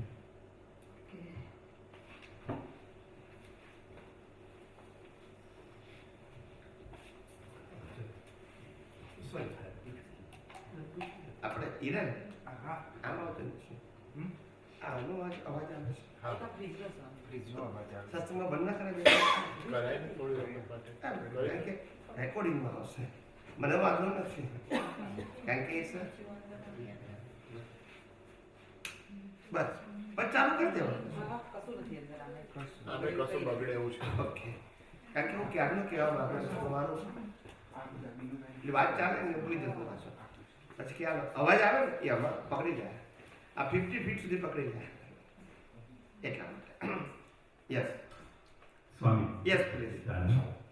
આપણે કાળ તત્વ વિશે થોડું જાણવું હતું. Yes yes. એમાં ખાસ કાળાનું શબ્દ જે અણુરૂપે છે કાળ. આપણે કઈ કાળને સમયને મપાય નહીં પણ આપણે કાળાનું રીતે અણુરૂપે છે. એમાં ખાસ એક આપતાવાણી બેનું એક્સટ્રેક્ટ હમણાં આપણું યુકે આધ્યાત્મમાં મુકાણું હતું. જી જી. એનું જરા વાંચી જાઓ. યસ. એમાં દાદાશ્રી કહે છે કે અણુરૂપે આમ કાળાનું વહી રહ્યા છે. કાળ અણુરૂપે છે એટલે પાછા બોલાવી શકાય છે કાળાણુને. પછી કે એક કલ્પ પૂરતા જ કાળાણું. ને પછી એક્ઝામ્પલ આપે દાદા કે કૃષ્ણ ભગવાન બોલ્યા હતા તે વાણી કાળમાં જાય અને કાળમાં અણુ બંધાય. ત્યાંના કાળના અણુઓને તે ભગવાન મહાવીર વખતનો કાળ, ઋષભદેવ ભગવાન વખતનો કાળ, એમાં જે બોલાયું હોય તે બધું આ બ્રહ્માંડમાં કોઈ જગાએ એ બધા અણુઓ હોય અને તે બોલાવનાર જોઈએ તો ફરી એ પાછું બોલે. આજે ખેંચીને તોય બોલાય એમ એ બધા શબ્દો નીકળે. પણ એ બધી આપણી પાસે શક્તિઓ બધી વિદ્યા બધી ખલાસ થઈ ગઈ છે. નહીં તો બધું ઉપયોગમાં લેતા આજે કોઈ સાધન કરે પ્રયોગ કરે તો એ અણુને બોલાવી શકાય. પછી પ્રશ્ન કરતા પૂછે છે કે કોઈ કેવી રીતે થાય, તો દાદા કહે છે કે એ તો કોઈ સાયન્ટિસ્ટ હોય અત્યારે ને કે કોઈ પાસે એવું નથી શક્તિ અત્યારે જે કે તીર્થંકર ભગવાન કે એના સિવાય. તો આ થોડુંક સમજાવો. હવે એમને જે કીધું છે એ બરાબર છે. હું મારી રીતે વાત કરું છું. ઓકે, એટલે કમ્પેરિઝન નહીં કરવાનું, કારણ કે આપણું સત્ય કમ્પેરિઝન નથી. બરાબર. મને જે દર્શનમાં દેખાયું છે એ વાણી અને એક્શનના પરમાણુ જે કુદરતમાં સ્ટોરેજ થાય છે કોઝ તરીકે, જેનું કુદરત રિઝલ્ટ આપે છે. એ રિઝલ્ટ આપ્યા પછી પણ ત્યાં આગળ સ્પીચ અને એક્શનના પરમાણુ કોડવર્ડ સાથે ત્યાં છે, પણ ઇનએક્ટિવ ફોર્મમાં. શું કયા ફોર્મમાં? એકવાર યુઝ થઈ ગઈ એટલે રિઝલ્ટ આવી ગયું પછી પણ ડાટા ત્યાં છે ઇનએક્ટિવ ફોર્મમાં. કેવી રીતે? ધારો કે હું તમને ઇન્ડિયાથી ટિકિટ મોકલાવું તમારા વોટ્સઅપમાં, અમદાવાદ લંડનથી અમદાવાદની. તમે લંડનથી અમદાવાદ આવી ગયા પછી ટિકિટ તમારી પાસે હોય કે ના હોય, મોબાઈલમાં હોય કે ના હોય, સેમ ટિકિટ હોય કે બીજી હોય, પણ ચાલે ખરી? એટલે ઇનએક્ટિવ ડાટા. ખ્યાલ આવે? જ્યારે તમે આયા ત્યારે એક્ટિવ ડાટા, પછી ઇનએક્ટિવ ડાટા. એ ઇનએક્ટિવ ડાટાને તમે રીઓપન કરીને જોઈ શકો. સ્પીચ અને એક્શન બેનો ડાટા, થોટનો નહીં. સમજાય છે? તમને એક સમયમાં જઈ અને ઓપન કરતા આવડવું જોઈએ. હવે સમય તત્વ જે છે, સમય તત્વ એ કાયમ માટે એક જ સરખું છે. બરાબર. શું છે? એક જ સરખું છે. પણ સમય તત્વ અવસ્થા રૂપે ટેમ્પરરી છે. બરાબર. કઈ રૂપે? અવસ્થા. દાખલા તરીકે માણસ બોલાય, એ સમય તત્વ સાથે જોડાયો છે, પણ એ લાઈફ થાય છે, કન્ઝ્યુમ થાય છે. યસ, સમય તત્વ કન્ઝ્યુમ નથી થતું. It's always stable. એક જ સમયમાં એક જન્મે ને એક સમય બીજો મરે બી કરો.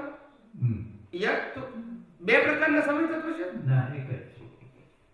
એ ચેન્જ થાય ક્યારે? ના થાય.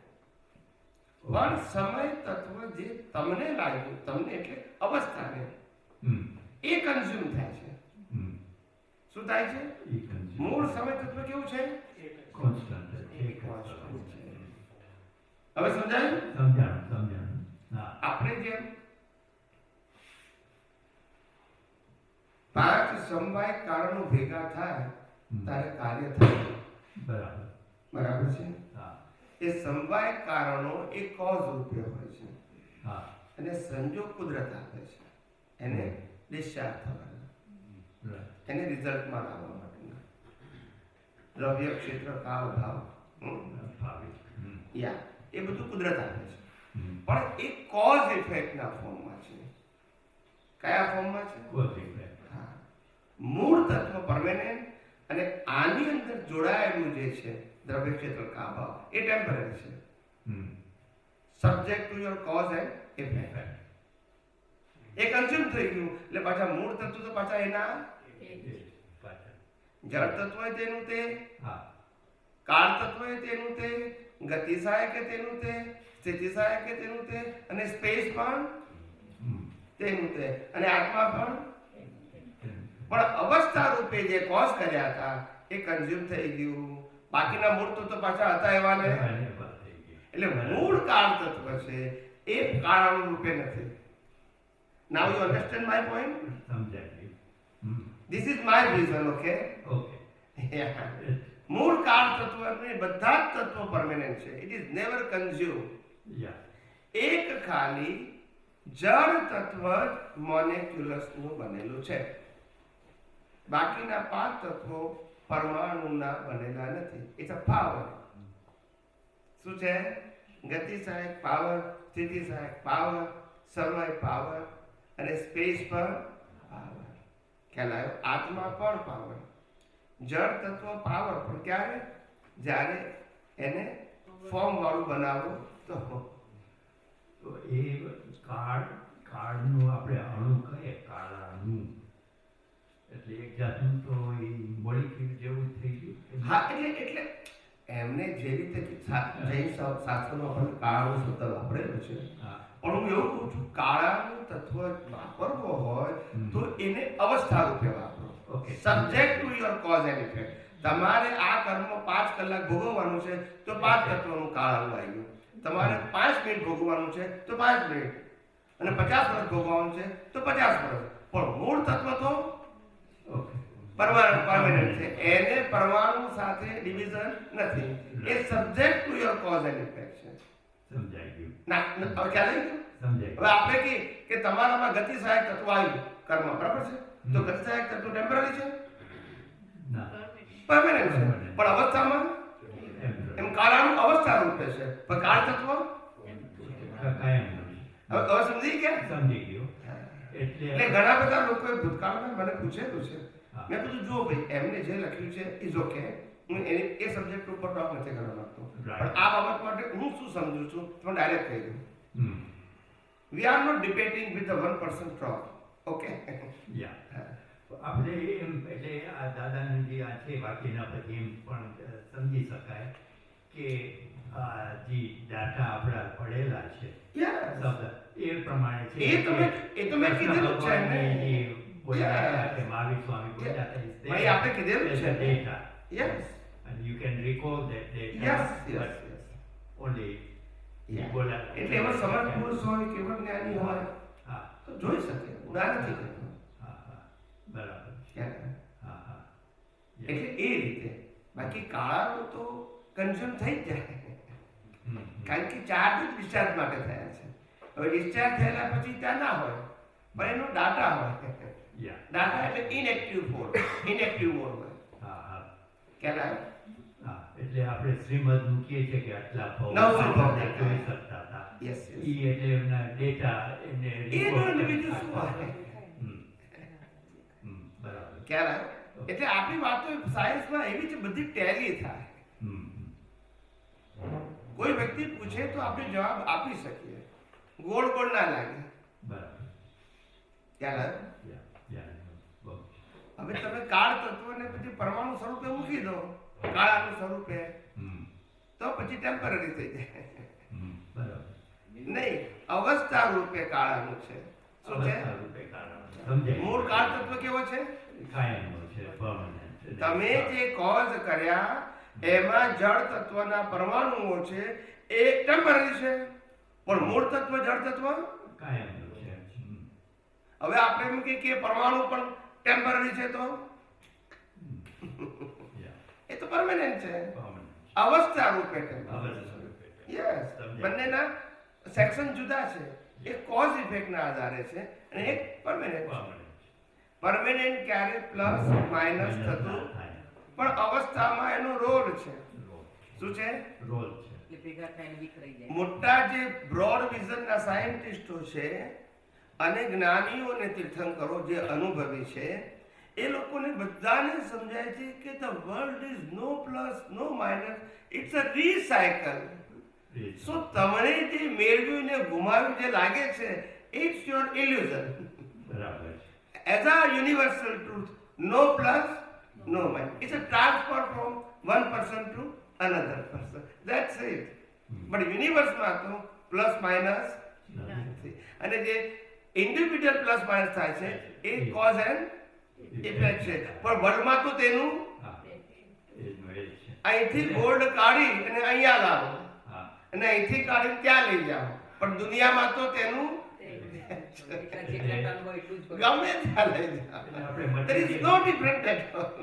એટલે મટીરિયલી જોઈએ તો એવી રીતે છે અને Same અને છે. આપણે આ તત્વ રૂપે જોઈએ તો કે તત્વ માટે જ્ઞાનીઓને કોઈ પણ પ્રકારની હમ. ભૌતિક વસ્તુની અને હ્યુમન ફિઝિકલ લાઈફની કોઈ ઇફેક્ટ થતી નથી. નથી. જન્મે જીવે મરે એને અસર ના થાય, કારણ કે આ તો જળનો સ્વભાવ છે, ચેતનનો સ્વભાવ નથી. આપણને ફિલિંગ થાય કારણ કે આપણે જળને હજુ ચેતન માનીએ છીએ.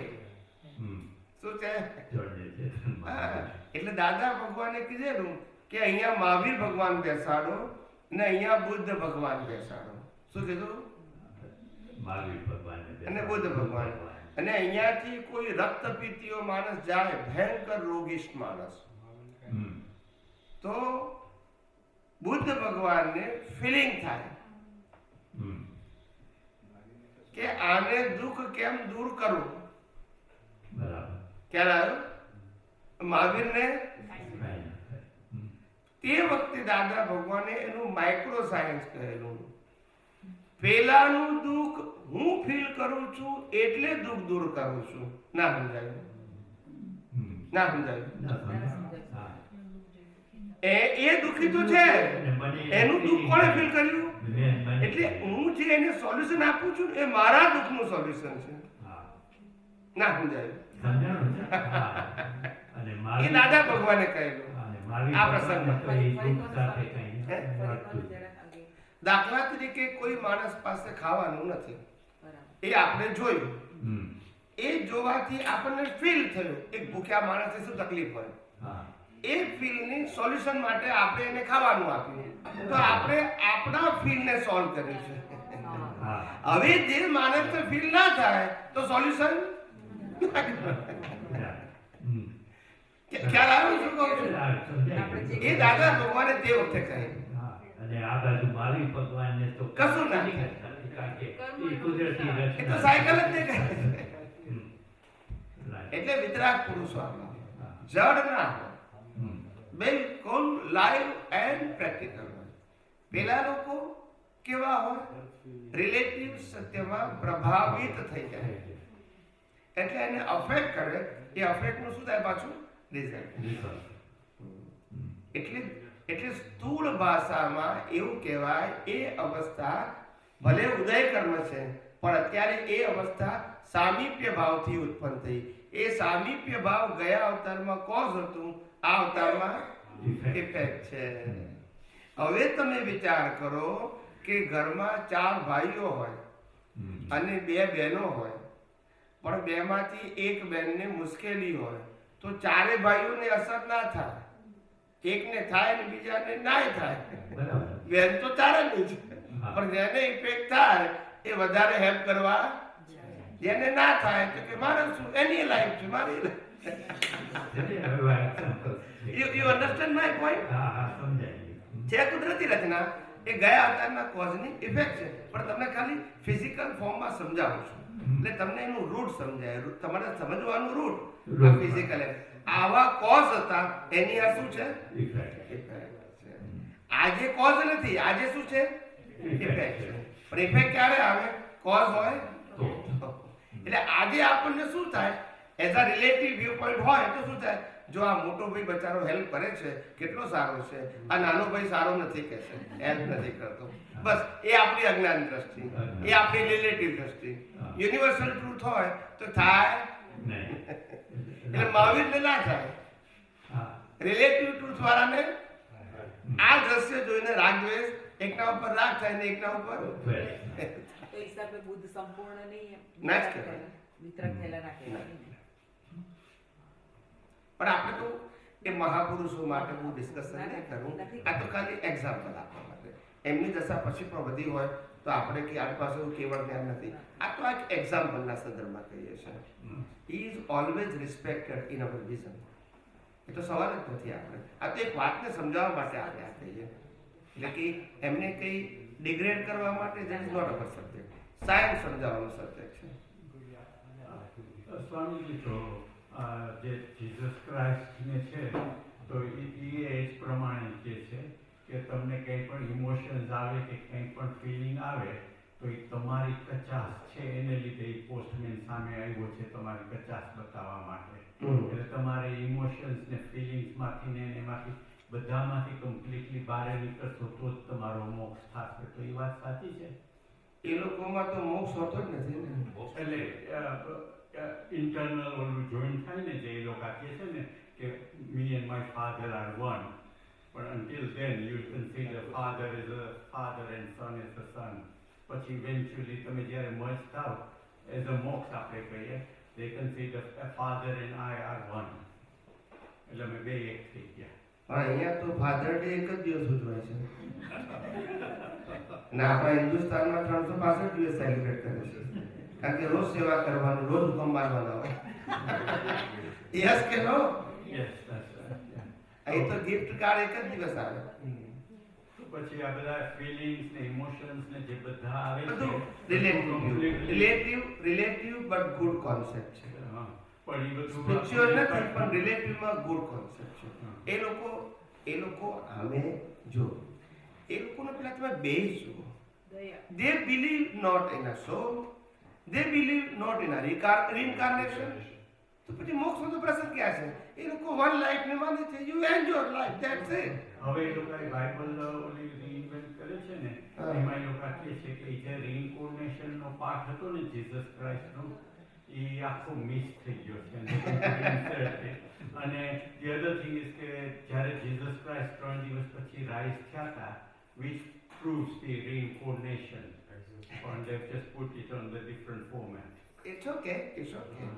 એટલે હજુ તો એ લેવલની વ્યક્તિઓને રિયલ એટલે કે ફેક્ટ સાયન્સ સમજતા હજુ ઘણી પ્રોસેસમાંથી પાસ થવું પડશે. ઓકે, ભલે કેટલી વસ્તુ માને છે, ઇટ ઇઝ બેટર, પણ જેને કે ક્લેરિટીથી બિલીવ કરવું, ઇટ્સ અ ડિફરન્ટ થિંગ. એ લોકોની લાઈફમાં એ લોકો સુખી છે આપણા કરતા વધારે. સાંભળો મારું, આપણા કરતા વધારે સુખી છે as a physical form, as a looking, not as a thinker. Okay, આપણે લોકો બ્રેડ વગર મહિનો રહી શકીએ કારણ કે ઉપવાસ કરવા ટેવાયેલા છે. એ લોકો 3 દિવસ ના રહી શકે બ્રેડ વગર, બોલતા નથી. ખ્યાલ આવ્યો? એટલે એ વાત નથી કરતો, પણ હું એ કહેવા માંગુ છું કે એ લોકોનું વિઝન લિમિટેડ હોય એટલે એ લોકોની પ્રેશર પણ લિમિટેડ હોય. જેનું વિઝન બ્રોડ હોય એને પ્રેશર એ બ્રોડ હોય. સમજાયું કે નહીં? 15 વર્ષનો છોકરો ઘરમાં હોય એને એમ લાગે કે મારે ભણવાનું છે, ખ્યાલ આવે છે, અને અમુક મારે સ્કૂલ જવું કે કોલેજ જવું કે ધીસ ઇઝ માય ડ્યુટી, અને બીજું મારા પેરેન્ટ્સ મને 1-2 કામ કે એ મારે કરવાનું છે. That's my life territory. Yes કે નો? પછી એ મોટો થાય, કમાવા જાય, એટલે લાગે કે મારે મારા કલિગ્સને અને મારા બોસને મારે સેટિસ્ફાય કરવાના છે. પછી મેરેજ થાય એટલે વાઈફને કરવાનું, છોકરા થાય એટલે પછી છોકરાને સેટિસ્ફાય કરવાના. પછી ખબર પડે કે લાઈફ એટલે શું. યસ કે નો? 15 છોકરાને ખબર પડે એની એટલે આ લોકો એ રીતે મેચ્યોર્ડ નથી. નાઉ યુ અન્ડરસ્ટેન્ડ? આ લોકો 15 વર્ષના છોકરા છે, આપણે બધા 75 પ્લસ છે બધા મેચ્યોરિટીમાં. એટલે આપણા વિઝન એવા છે, એ લોકોના બચારા લિમિટેડ છે. ખ્યાલ આવે? આપણે તો હાથ પેની ચિંતા કરીએ. એ તો કે ફ્રાઈડે પૈસા મળ્યા એટલે રવિવાર જાય ત્યાં સુધી બહુ થઈ ગયું. સોમવાર પછી સોમવાર, Friday Saturday Sunday enjoy your life, that's it. Monday is Monday. ખ્યાલ આવે? પછી પૈસા ના આવે તો પાછું મંડે લઈ લે કે મને $200 આપને, તો પાછું 5 દિવસ કાઢે, પાછું પગારમાંથી પેલા 200 આપી દે પાછું. એવું એટલે બહુ લાંબુ વિચારવાનું નહીં. ખ્યાલ આવે? એનું વિઝન લિમિટેડ છે.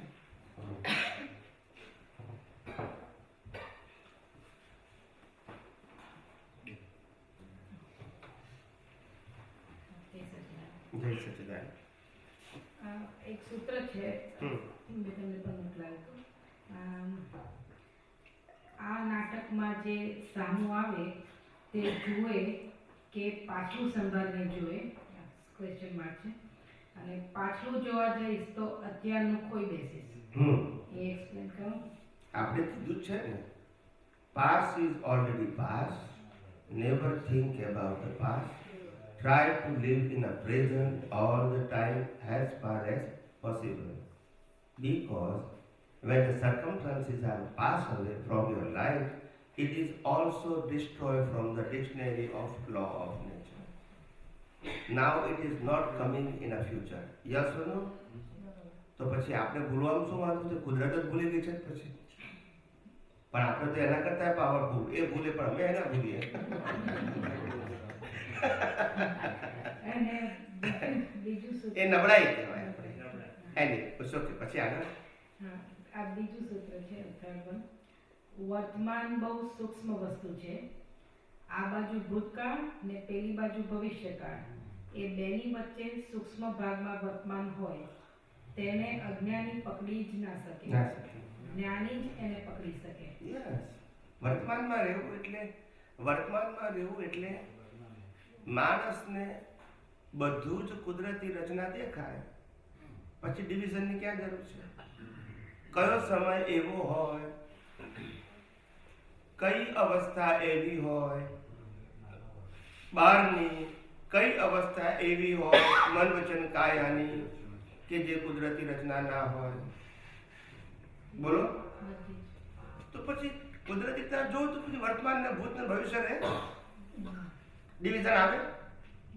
1 કલાક પહેલા એ કુદરતી રચના, અત્યારે અને 1 કલાક પછી ડિવિઝન આવે. ખ્યાલ આવે? આ તો તમને આ વિજ્ઞાન દ્વારા સમજણ પડી વર્તમાન એટલે શું, નહીં તો ના કોઈને ના સમજાય. બધી જ અવસ્થા માત્ર સિદ્ધાંત રૂપે દેખાય, એલિમેન્ટ રૂપે દેખાય, લો ઓફ નેચર રૂપે દેખાય, એ વર્તમાન. એમાં કોઈ ડિવિઝન, અવસ્થાની વેલ્યુ કરો તો ડિવિઝન આવે, પણ બધી જ અવસ્થાને કુદરતી રચના તરીકે જુઓ તો ડિવિઝન આવે. તો પછી એ વર્તમાન છે ને. પહેલા એ કુદરતી રચના, અત્યારે કુદરતી રચના, ભવિષ્યમાં કુદરતી રચના, તો ડિવિઝનની ક્યાં જરૂર છે? It's automatic system. પણ તમે ડિવિઝન પાડો, પહેલા હું દુઃખી હતી, હવે સુખી છું, પાછું દુઃખ આવશે, તો પાછું એ કુદરતી રચના. પહેલી વસ્તુ એ કે સુખ દુઃખ જે છે, સંજોગોનો ભોગવટો છે, એ પ્રકૃતિને છે કે આપણને છે? અને પ્રકૃતિ કોની છે? તો પછી આપણને શું વાંધો છે? ઓબ્ઝર્વરને શું વાંધો છે? ઓબ્ઝર્વરને પ્રકૃતિની અવસ્થાઓ, કુદરતી રચના જોવામાં શું વાંધો છે? વાંધો નથી, પણ રહેતું નથી. કુદરતી રચના જ છે અને પ્રકૃતિને છે, ને આપણે પ્રકૃતિ પછી શું વાંધો છે? પણ એ કહું છું ને, એ પ્રેક્ટિસ થી કેળવાશે. પ્રેક્ટિસ થી. આ કઈ ચમત્કાર નથી કે માત્ર સિમ્પલ નોલેજ નથી. It is a matter of your application through your vision with values and interests. Then you become a mature slowly and soundly. It's not like મેં સાંભળી લીધું, સમજી ગયા, કાલથી અનુભવમાં આવશે, એવું નહીં. You have to pass through the process. અને તમારું વિઝન, જો વિજ્ઞાનમાં વિઝન મેચ્યોર કરવાનું છે, મેમરીની વેલ્યુ નથી. શેની વેલ્યુ નથી? વિઝન મેચ્યોર થઈ ગયું, it is more than enough. શબ્દો યાદ રાખવા ઇમ્પોર્ટન્ટ નથી, પણ જેના માટે શબ્દો લખાયા છે, બોલાયા છે, એનો મર્મ પાકો થઈ ગયો દ્રષ્ટિમાં, પછી there is no value of the words. સમજાય છે? ખાલી સમજવા પૂરતું છે. શું છે?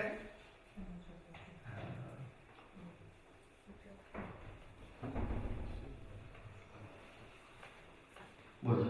સ્વામીજી, તમે હમણાં જે માઇક્રોસાયન્સની વાત કરી કે દાદાની કે આ જસ્ટ શોર્ટમાં કે બુદ્ધ ભગવાનને ફિલિંગ આવી ને એનું દુઃખ મટાવાય ને કોઈને ખાવાનું કે એને ગમે તે પર્સનને, તો એમાં એ તો ડિસ્ચાર્જ છે, બરાબર ને? સો વી ડોન્ટ નો કે અંદર એની સ્થિતિ કેવી હોય. So that is more important. બરાબર ને? કહું જ્ઞાની પુરુષે અંદર જ વાત કરી છે, બહારની નથી કરી. ઓકે. એમને શું અફેક્ટ થાય છે ડ્યુ ટુ ધ સર્કમસ્ટન્સીસ. આ અંદર વિતરાગ રહે છે એટલે આને અફેક્ટ થાય છે. પછી બહાર રિએક્શનમાં આવે કે ન આવે ઇઝ અ ડિફરન્ટ સ્ટોરી, પણ એની અંદર ફીલ થાય છે કે આ માણસ દુઃખી છે, એને હેલ્પ મળવી જોઈએ કે હેલ્પ કરવી જોઈએ. આમને ના થાય. એટલે મારી સમજમાં એ ડિસ્ચાર્જ હોય એવું મને અત્યારે ત્યાં સુધી લેવલ છે મારું. હું શું કહેવા માંગુ છું કે ડિસ્ચાર્જ છે એવું બોલીએ આપણે તો ચાર્જ વગર તો ડિસ્ચાર્જ ના હોય. એ તો હા એટલે તમને એટલે ચાર્જ વગર ડિસ્ચાર્જ ના. હવે ડિસ્ચાર્જ વખતે જો તમને એ પરિસ્થિતિ ડિસ્ચાર્જ વાળા ભાગની અફેક્ટ કરે વર્તમાન જ્ઞાન દર્શન ઉપર, ધેટ્સ યોર રિલેટિવ સત્ય જ્ઞાન. અફેક્ટ કરે તો એટલે આપણે અફેક્ટ કરે છે એવું આપણે માનવાનું. તારે આ ડિવિઝન કર્યા છે માનવાનું આપણે. એટલે એમ કે એમાં આપણે અંદરની સ્થૂળ માટે નહીં, અંદરની સ્થિતિ કોઈ ના ખબર પડે. આ એમને જે એક્સપ્લેન કર્યું છે એ અંદરની સ્થિતિ માટે કર્યું છે, ડિફરન્સ બતાવવા માટે કે એક વિતરાગ છે ને એક વિતરાગ નથી રહી શકતા. It is a matter of any દ્રષ્ટિ, નોટ ફિઝિકલ એક્શન. ફિઝિકલ એક્શનમાં તો કશું ના કરે, મોડેથી ના બોલે, પણ અંદર ફીલ કરે છે એ એનું સ્ટેટસ છે. ને આ અંદર વિતરાગ રહે છે એમનું સ્ટેટસ છે. સમજાય? ના હજી વાર લાગશે સ્વામીજી, સોરી, પણ એ મારે પોતાને સ્ટડી કરવું પડશે કારણ કે નાની પુરુષ દાદા ભગવાને બંનેના ઇનર સ્ટેટસની વાત કરી છે, આઉટર સ્ટેટસની વાત નથી કરી. એવું નથી કીધું કે ભાઈ મહાવીરને તો કશું ના થાય પણ આમને થયું એટલું પેલો એને હેલ્પ કરવા જાય, એવું નથી કીધું. ના હું આપણે દાદાની વાતને ભૂલજે પણ જનરલી કહું છું કે આપણને આ જ્યારે ફિલિંગ આવે ત્યારે તરત ખબર પડે કે આ ડિસ્ચાર્જ છે. એ બરાબર છે. એ તો આ વિજ્ઞાન દ્રષ્ટિ પ્રાપ્ત થઈ એટલે હું કહું છું આપણને એ પછી જાય તો કન્ફ્યુઝ થઈ જાય કે ડિસ્ચાર્જ છે પણ અંદરનો ભાવ ઇઝ ધ મોસ્ટ ઇમ્પોર્ટન્ટ કે આપણે શું કરી શકીએ કે એટલે આપણે વધારે દુઃખમાંથી મુક્ત થાય એવો જ ભાવ પેલા આવે. એટલે આપણે એવું માની શકાય કે બંનેમાં ડિફરન્સ હતો. એક વિતરાગ હતા સંપૂર્ણ અને એક સંપૂર્ણ વિતરાગ નતા, પણ વિતરાગના માર્ગ ઉપર જતા. મે બી સંપૂર્ણ વિતરાગ ન થયા હોવાથી એ એટેચ થઈ શકે. થઈ શકે. જે સંપૂર્ણ થઈ ગયા છે એના માટે પ્રશ્ન નથી, પણ જે સંપૂર્ણ નથી થયા વિતરાગ, એના હજુ અજ્ઞાન જ્યાં સુધી જીવતું છે, દેહાધ્યાસ જીવતું છે, કર્તાપણું ભોગતાપણું માલિકીપણું જીવતું છે, હું ભોગવું છું, તું ભોગવે છે, તેવો ભોગવે છે, એવું જેને ફીલ થાય છે એને ત્યાં સુધી એ પોતે સેપરેશન સંપૂર્ણ ફીલ કરી શકે નહીં. અને સેપરેશન નથી ફીલ કરતા માટે અસર અવસ્થાની થઈ શકે.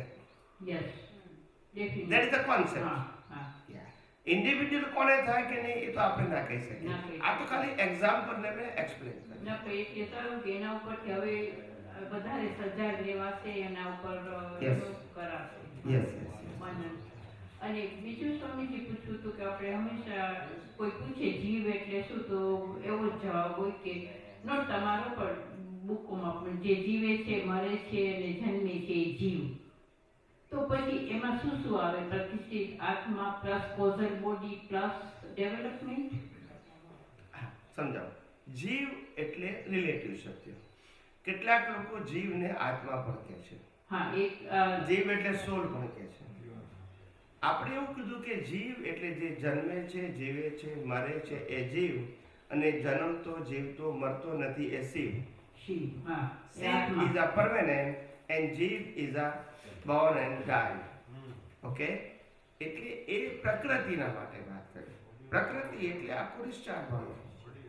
મન વચન કાયા. મન વચન કાયા અને નોટ ધ બોડી. તો પછી બોડી તો બાળી નાખી છે તો એ કેવી રીતે પાછી જન્મે? બીજી બોડી આવે છે ને. જે જીવે જન્મે જીવે મરે એ જન્મ જીવ ને મૃત્યુ તો બોડી ને થાય ને. જન્મ કોને કહેવાય? જન્મે છે જીવ શરીર જ. આપણે તો મરે કોણ? શરીર જ હા. એટલે ના what I M trying to establish કે આમાં નવું પછી તો બીજું નવું આખું બોડી એ પાછું નવા કોઝની infection. It's a different cycle. Every birth is a different cycle. ના પણ મારે શું સમજવું છે કે જ્યારે જીવ મરે છે એની સાથે તો આપણે 100% જોયું છે કે આ ત્રણ વસ્તુ જાય છે. એ જીવ મરી ગયો, હા પણ એને નવો જન્મ મળે એટલે નવો જીવ થાય. સાદી આ ટેકનિકલ ભાષામાં એવા એને કોઝ કર્યા ને, હા એટલે એ તો એ કોઝથી ઇફેક્ટ રીતે પાછો નવો જીવ જન્મશે, જીવશે અને મરશે. yes, પાછા નવા કોઝ થાય એટલે જન્મશે, જીવશે અને મરશે. It's a package of temporary and relative truth. હા એટલે એ બરાબર છે પણ એ જીવમાં શરીર બદલાય છે એમ મારું કહેવાનું થાય છે. See, the body is an instrumental, is a player. Hmm It is not a cause. Cause you can create, body you cannot create. Cause ne આધારે body will given by the nature as a player. હા એટલે એટલે બોડીનો જન્મ થાય છે એવું જે આપણે કહીએ છીએ એ ખરેખર ઇન્સ્ટ્રુમેન્ટનો જન્મ થાય છે. એને આપણે જન્મ, જીવન, મૃત્યુ કહીએ છીએ. ખ્યાલ આવ્યો? અને કોઝ ઇફેક્ટ એ ઇન્સ્ટ્રુમેન્ટથી આપણે ફીલ કરીએ છીએ. બરાબર. હા ખ્યાલ આવ્યો? પણ બોડીનું જે સ્ટાન્ડર્ડ છે એક પ્લેયર તરીકે એ તો બધાનું એકલું છે, પણ કોઝ બધાના. એટલે માય ફ્રેન્ડ દિગંબર કાંજી સ્વામીના પંથમાં છે કે હંમેશા કે એના જીવ એટલે આત્મા જ. એટલે હું એને ત્યારે સમજાવું કે આવી રીતે છે જીવ એટલે, પણ હવે હું એને કહી શકીશ કે આ સેમ પ્લેયર ને જરા સમજાવ. એટલે આ કેટલીક વસ્તુ કેવી છે કે તમારે ડીપમાં જાઓ તો ખ્યાલ આવે. શાબ્દિક ભાષાથી તમે જલ્દી નહીં પકડાય. કારણ કે શું છે કે જે પુસ્તકોમાં અને પ્રવચનકારો જે ટ્રેડિશનલ ટોક કરે છે એમાં ડીપ લેંગ્વેજ નથી હોતી. ઇટ્સ અ ફોર્મલ લેંગ્વેજ હોય છે. એટલે સામાન્ય વ્યક્તિઓ પછી એને સમજવામાં કન્ફ્યુઝ થઈ જાય છે. પણ આમાં ઘણી વાર શું નવી લાગે મને કે કાંજી સ્વામીને ઘણું ઊંચું જ્ઞાન હતું ને આ બધી વચનામૃત ને બધું, પણ એ લોકો હજી જીવ એમાં એમ જ કે જીવ ઇઝ ઇક્વલ ટુ 100% આત્મા, નથિંગ એલ્સ. એટલે એ લોકોની એ થિયરીમાં કાંઈ શું છે સત્ય એ સમજણ નથી. એટલે બરાબર છે. સમયસાર ના એ આરાધક અને સમયસાર એમનો મુખ્ય ગ્રંથ હતો જેના ઉપર એમને પ્રવચન આપ્યા છે. અને સમયસારના રચયિતા કુંદાચાર્ય અને વચનામૃતના રચયિતા આપણે શ્રીમદ રાજચંદ્ર. અને એવું હા, પણ એમના મોટા ભાગના પ્રવચનો સમયસાર ઉપર છે. સમયસાર ઉપર છે. સમયસારનો ગ્રંથ વાંચે ને એના ઉપર એક્સપ્લેન કરતા હતા. વચનામૃત પણ સમજાવ્યું છે, પણ સમયસાર એમનો બેઝ હતો. દિગંબરનો બેઝ, બધા દિગંબરોનો બેઝ હોય સમયસાર. એ લોકો વધારે બિલીવ કરે છે એમને. અને જૈનોનો, બાકીના જૈનોનો બેઝ છે આગમ. કયું છે? એ લોકો આગમને માને છે થ્રુ સમયસાર. સમયસારમાં આગમ માટે શું કીધું છે? નાઉ યુ અન્ડરસ્ટેન્ડ? જો તમે બીજા કોન્સેપ્ટથી કહો. આ દુનિયાનું, બ્રહ્માંડનું રહસ્ય શું છે એ મને ખબર નથી, પણ આ રહસ્ય દાદા ભગવાને શું કીધું છે એ મારે જાણવું છે. Subject to person. Now you understand? Same way this. એ લોકો કહે છે કે આ શ્વેતાંબર જે આગમની વાત કરે છે અમારા કામનું નથી. આ દિગંબરમાં જે આમને કીધું છે ગોમટ સાર, એટલે એને લાવ છે. તારે સ્થાનક પાછું ઓર જુદું છે, પણ ઇટ્સ ઓકે. એટલે દરેકને શું છે કે જે પ્રમાણિત થયું છે, એસ્ટાબ્લિશ થયું છે એ લોકોના ગુરુ દ્વારા, they try to follow the same things. જ્યારે થિંકર પીપલો પોતાના જ્ઞાન બળને અનુભવ બળથી they go beyond this tradition, but not all. Okay, thinker જ જઈ શકે, બધા ના જઈ શકે. બધામાં તો કહેવાની હિંમત પણ ના હોય. પછી એને એ ઇન્સ્ટિટ્યૂટ માન્ય કરે બી કરાય ના કરે. તમારી પાસે ટ્રેડિશનલ ટોક તો બધા માન્ય, પણ ટ્રેડિશનલ ટોક થી અલગ કરો તો તમારો ઇન્સ્ટિટ્યૂટ માન્ય ના કરે, એનો ઓપોઝ બી કરે. કરે છે. હા, તો આપણે પછી એટલે તમારે જો તમારો અનુભવ કેવો હોય તો એક દિવસ તમારે એક સર્કલમાંથી બહાર નીકળવું પડે અને તમે સર્કલથી મુક્ત થાવ તો પછી દુનિયાને કહી શકો જેને સમજવું છે. પછી તમારા માટે સર્કલ સબ્જેક્ટ નથી, જેને સમજવું છે એ તમારો સબ્જેક્ટ છે. બરાબર. ખ્યાલ આવ્યો? બાકી સર્કલમાં તો બધું રહેવાનું છે ને, દરેક ધર્મમાં હોય કે એક ધર્મમાં થોડું છે. એમને મોબાઈલ અરે માઇક જોઈએ, સોરી.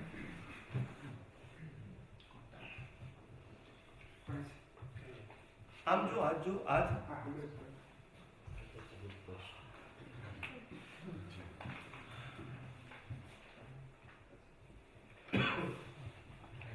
બોલો. જય શ્રીનાથ સ્વામી. જય સચિદાનંદ. આપણે કાનજી સ્વામીની હમણાં વાત આવી તો એમના કાનજી સ્વામીના એક પરમ અનુયાયી અમારા પાડોશી હતા, પ્રેમચંદભાઈ શાહ, અને એની સાથે ઘણી વખતે અમારે ઘણી વખતે સત્સંગ થયો હતો. હવે એ પ્રેમચંદભાઈ એમ સમજાવે કે જ્ઞાન આત્મામાંથી નીકળે છે અને જ્ઞાન આત્મામાંથી નીકળે છે અને એ જો બહારની દુનિયા જો રહી જાય તો એ જ્ઞાન વેરફાઈ ગયું. પણ ત્યારે એ પર્યાય જે નીકળી જ્ઞાનમાંથી એને પાછી વાળીને આત્મા તરફ વાળી દે, આત્મા તરફ જોડી દે તો આ રાગ દ્વેષ ન થાય. એટલે જ્ઞાન આત્મામાંથી નીકળે છે. એ લોકો એમ કહેવા માંગે છે આત્મામાંથી. હવે આપણે અત્યારે આપણા સમજણ હવે એમ થઈ છે કે એ આપણે પ્રતિષ્ઠિત આત્માનો વિષય છે. જ્ઞાનને આત્મા તરફ વાળવું કે બારે સંસાર તરફ, બરાબર? તો આમાં અમને થોડીક સમજણ વધારે પડતા આ જે લોકોની સમજણ છે એ માને આપણે આપણા સાયન્સમાં શું કરો કહો.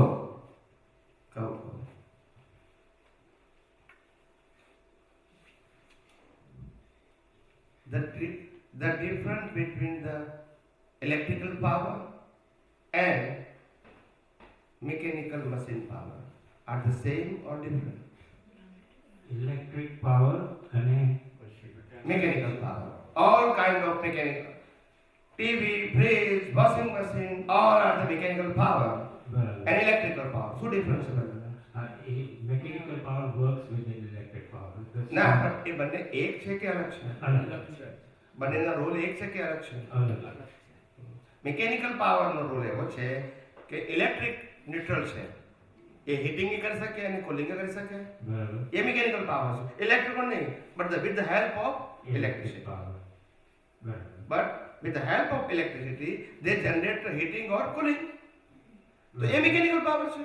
જી જી જી. પણ જો ઇલેક્ટ્રિકલ પાવર ના હોય તો એ બંને કામ ન કરી શકે. સો ધ મૂળ જ્ઞાન આત્માનું, બરાબર, અને રિલેટિવ જ્ઞાન પ્રતિષ્ઠિત આત્માનું. પણ એ ના હોય તો રિલેટિવ હોય ના. આત્મા ના હોય તો પ્રતિષ્ઠિત આત્મા હોય ના. પણ પ્રતિષ્ઠિત આત્મા મૂળ આત્માના પ્રકાશને પોતાના જ્ઞાન દર્શનથી દુનિયા જુએ છે. એટલે એનું જ્ઞાન દર્શન છે એવી દુનિયા દેખાશે, મૂળ આત્માના પ્રકાશમાં છે તેવી નહીં.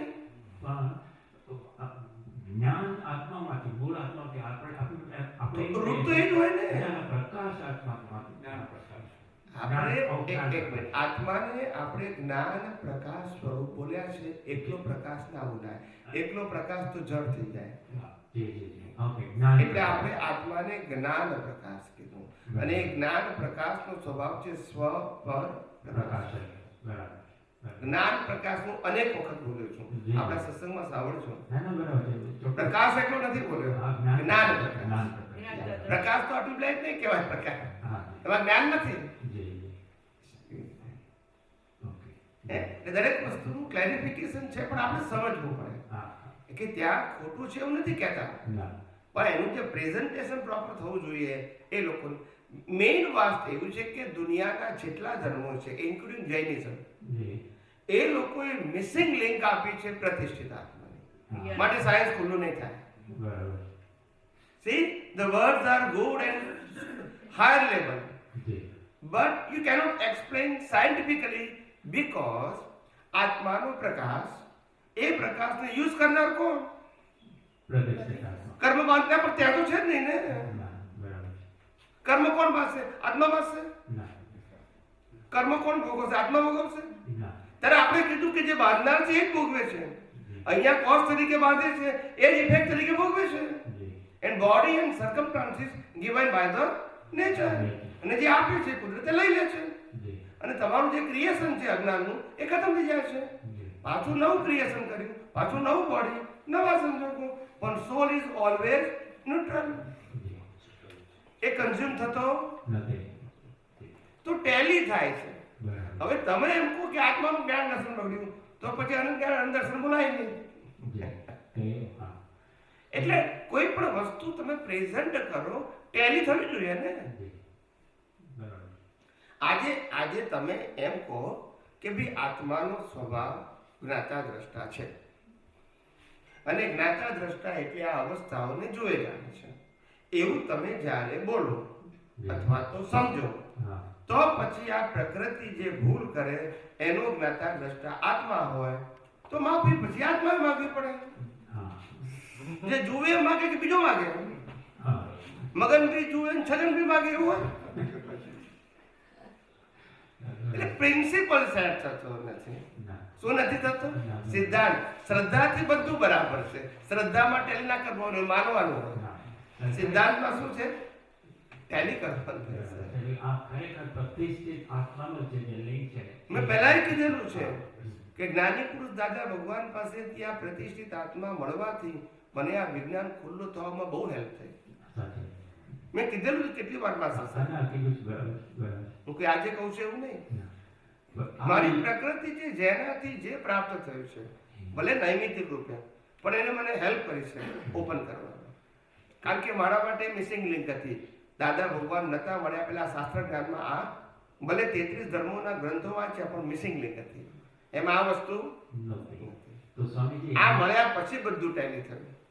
જો આ આગમમાં કે સમયસારની અંદર આ પ્રતિષ્ઠિત આત્માનો ઉલ્લેખ નથી. એ લોકોએ બીજી રીતે કર્યું છે, અંતરાત્મા, બહિરાત્મા અને પરમાત્મા. પણ એ કોઈ જગ્યાએ એનું એક્સપ્લેનેશન આવું કરતા નથી. ખ્યાલ આવી ગયો ને? એટલે ટૂંકમાં વક્તા જ સમજેલા નથી તો શ્રોતાનો તો પ્રશ્ન જ ક્યાં? ખ્યાલ આવે? બધામાં આ જ હોય. ખ્યાલ આવે?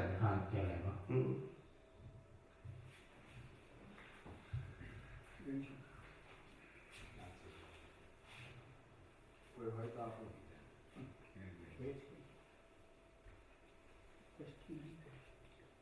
કોઈને પૂછવું છે? You have any question?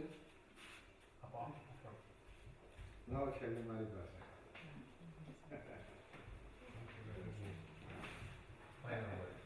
સચ્ચિદાનંદ સ્વામી.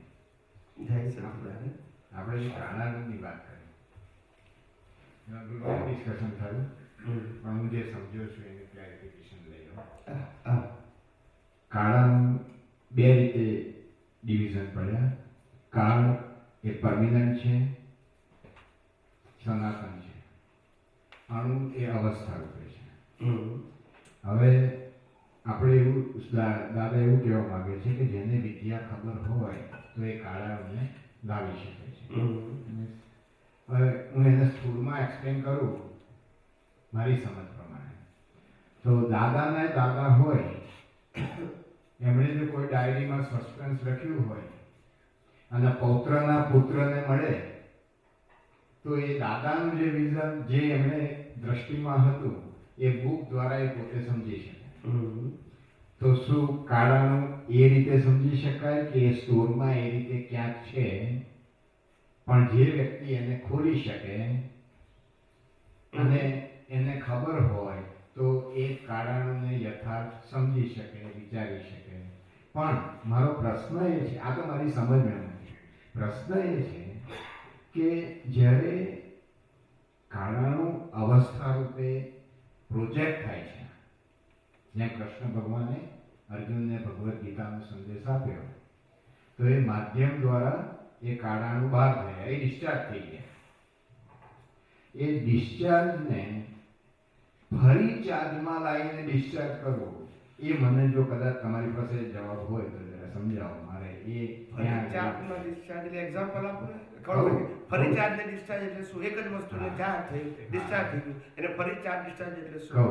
એક એક્ઝામ્પલ આપો, પ્રેક્ટિકલ એક્ઝામ્પલ. કૃષ્ણ ભગવાન આપણે એ જ દાખલામાં કૃષ્ણ ભગવાને જ્યારે એમના શ્રીમુખેથી આ ભગવદ્ ગીતા નીકળી ત્યારે ડિસ્ચાર્જમાં નીકળી, બરાબર? એ ડિસ્ચાર્જના કાળાનું અત્યારે સ્ટોરમાં છે, ક્લાઉડમાં, ત્યાં આપણે એમાં હવે જે વ્યક્તિને વિદ્યા ખબર હોય તો એ વિદ્યા વાપરીને કાળાને પાછા યથાર્થ સાંભળી શકે છે. હવે થોડું કહેવાય ના, એટલે એ પડેલા એમ મારે એ તો પ્રશ્ન તો ઓપન થાય, ચાર્જ ના કહેવાય. જે કેવળ દર કે દેખાય તો એ તો ઓપન થાય, ચાર શબ્દ ના બોલાય ને. એટલે મારી સમજને સમજાઈ દે એટલે જરા રેક્ટિફાય કરી દેજો. પણ મારો આશય એ છે કે જે એક વખત ડિસ્ચાર્જ થયેલા અણુ જે સ્ટોરમાં છે એને બીજી વ્યક્તિ વિદ્યા દ્વારા કે છે એવી જ વાણી સાંભળી શકે છે, ત્યાં આગળ મારો પ્રશ્ન છે કે જો એટલે સાંભળી શકે છે કે નહીં એવો પ્રશ્ન છે કે સાંભળી શકે છે.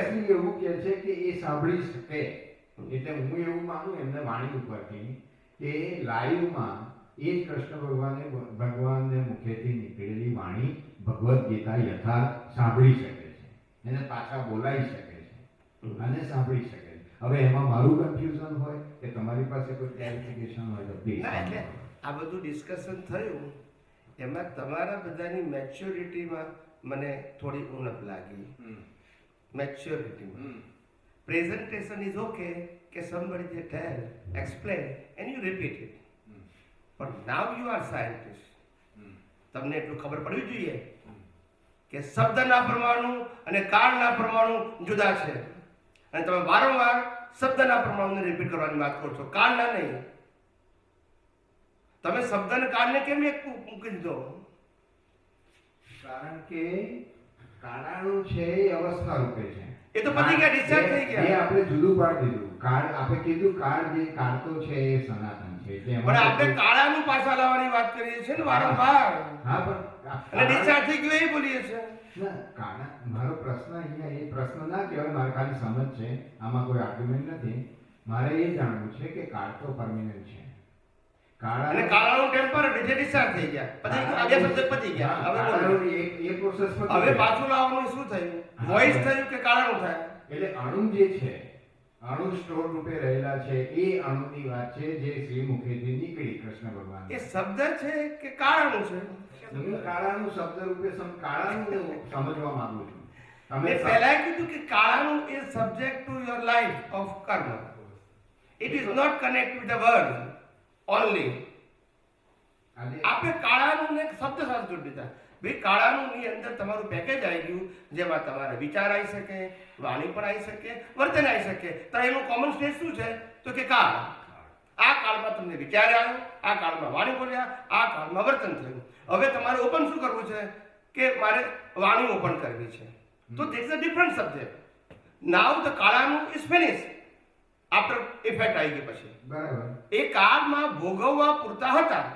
એ કાળનો સમય તત્વ ખલાસ થઈ ગયો, એ કાળનો સ્પેસ તત્વ ખલાસ થઈ ગયો. બિલકુલ ખ્યાલ આવી ગયો? આ બધું ગતિ સહાયક, સ્થિતિ સહાયક બધું ખલાસ થઈ ગયું. હવે ખાલી ડાટા છે. Without any support of charge and discharge જે સપોર્ટ છે દ્રવ્ય ક્ષેત્ર કાળ ભાવનું એ ખલાસ થઈ ગયું. એટલે ખાલી ડાટા છે, એમાં કશું નથી. ગતિ સહાયક, સ્થિતિ સહાયક, ટાઈમ, સ્પેસ કશું નથી. બિલકુલ. હવે એ રેકોર્ડેડ છે એ વસ્તુ, એને રીકોલ કરવી. એટલે હવે તમને સમજાવી દઉં છું કે આજે તમારી રહેલી કેસેટ 100 વર્ષ પછી કોઈ સાંભળે, ઇટ્સ અ રેકોર્ડ. પણ આ રેકોર્ડ કુદરતમાં છે, આ રેકોર્ડ ફિઝિકલ અહીંયા છે. સેમ એક્ઝામ્પલ, ગ્રાન્ડફાધરની કેસેટ ગ્રાન્ડસન સાંભળી શકે. બરાબર. એમાં કાળાની જરૂર નથી. પણ અહીંયા જેમ ફિઝિકલ સ્ટોર છે એમ ત્યાં નોન ફિઝિકલ સ્ટોર છે. તો ફિઝિકલ સ્ટોર માટે ફિઝિકલ વસ્તુ જોઈએ, નોન ફિઝિકલ સ્ટોર માટે નોન ફિઝિકલ વસ્તુ જોઈએ. પણ કાળાનું સાથે એને સબ્જેક્ટ નથી. એ બોલ્યા ઇઝ ઓકે. મારે મેં પહેલા કીધું કે આપણે એના ઉપર ડિસ્કશન નથી કરવું. કાળાનું એને સ્પીચ સાથે ભાષાના પરમાણુ છે, એને રિકોલ કરવાના છે. બરાબર. ભાષાના પરમાણુ આજે તમે કરો છો ત્યારે એને કાળ તત્વ લાગુ નથી પડતું, નીકળ્યા ત્યારે કાળ તત્વ લાગુ પડતો હતો કે આ કાળમાં આ વાત તમારાથી વિચાર રૂપે, વાણી રૂપે, વર્તન રૂપે વ્યક્ત થશે, સબ્જેક્ટ ટુ યોર ટાઈમ.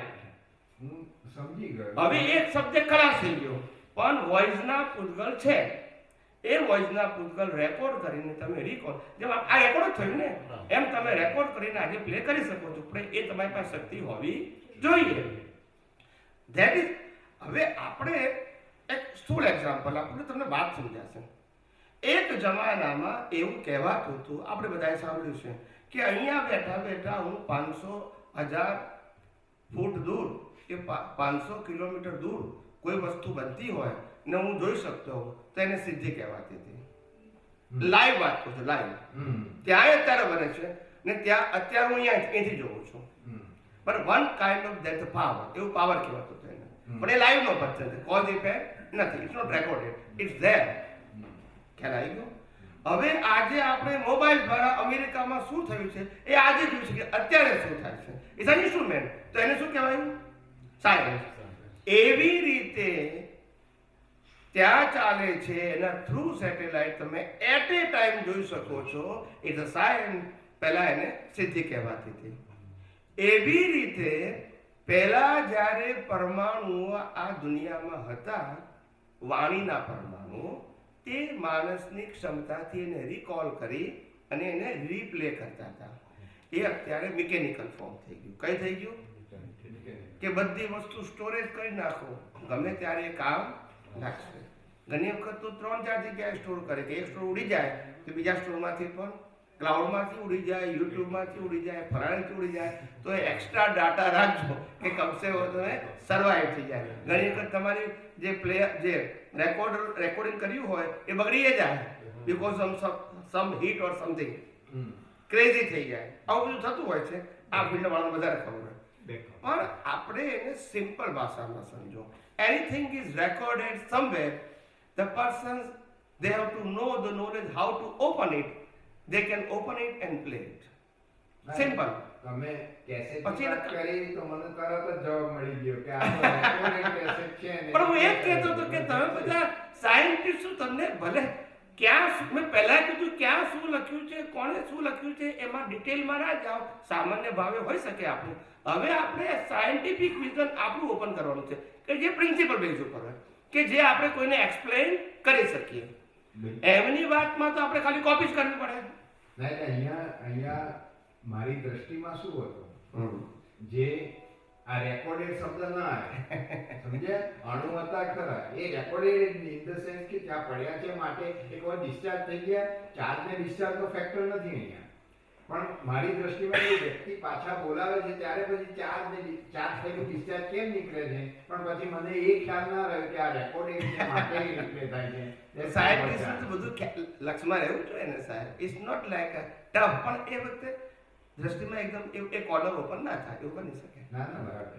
એટલે આવું એટલે તમે માટે હું તમને બધાને કહું છું કે તમે સાયન્ટિસ્ટ થયા છો, તમે સાયન્સનું નોલેજ નથી ધરાવતા.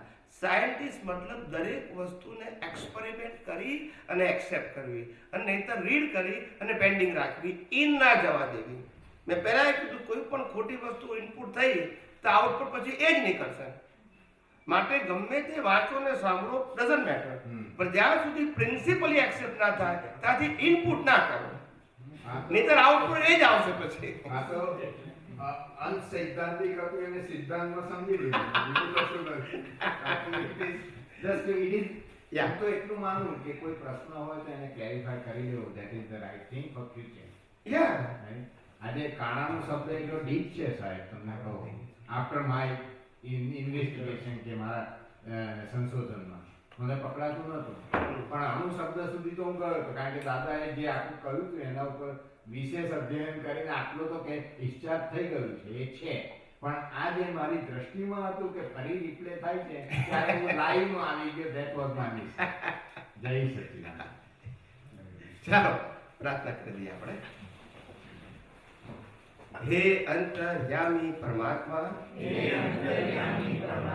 आप दरेक जीव मात्રમાં બિરાજમાન છો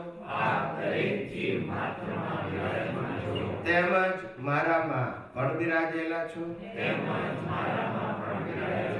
આપનું સ્વરૂપ તે મારું સ્વરૂપ છે મારું સ્વરૂપ શુદ્ધાત્મા છે હે શુદ્ધાત્મા ભગવાન હું આપને અભેદ ભાવે અત્યંત ભક્તિપૂર્વક નમસ્કાર કરું છું અજ્ઞાનતાએ કરીને અજાગૃતિએ કરીને મિથ્યા જ્ઞાન મિથ્યા દર્શન સંબંધી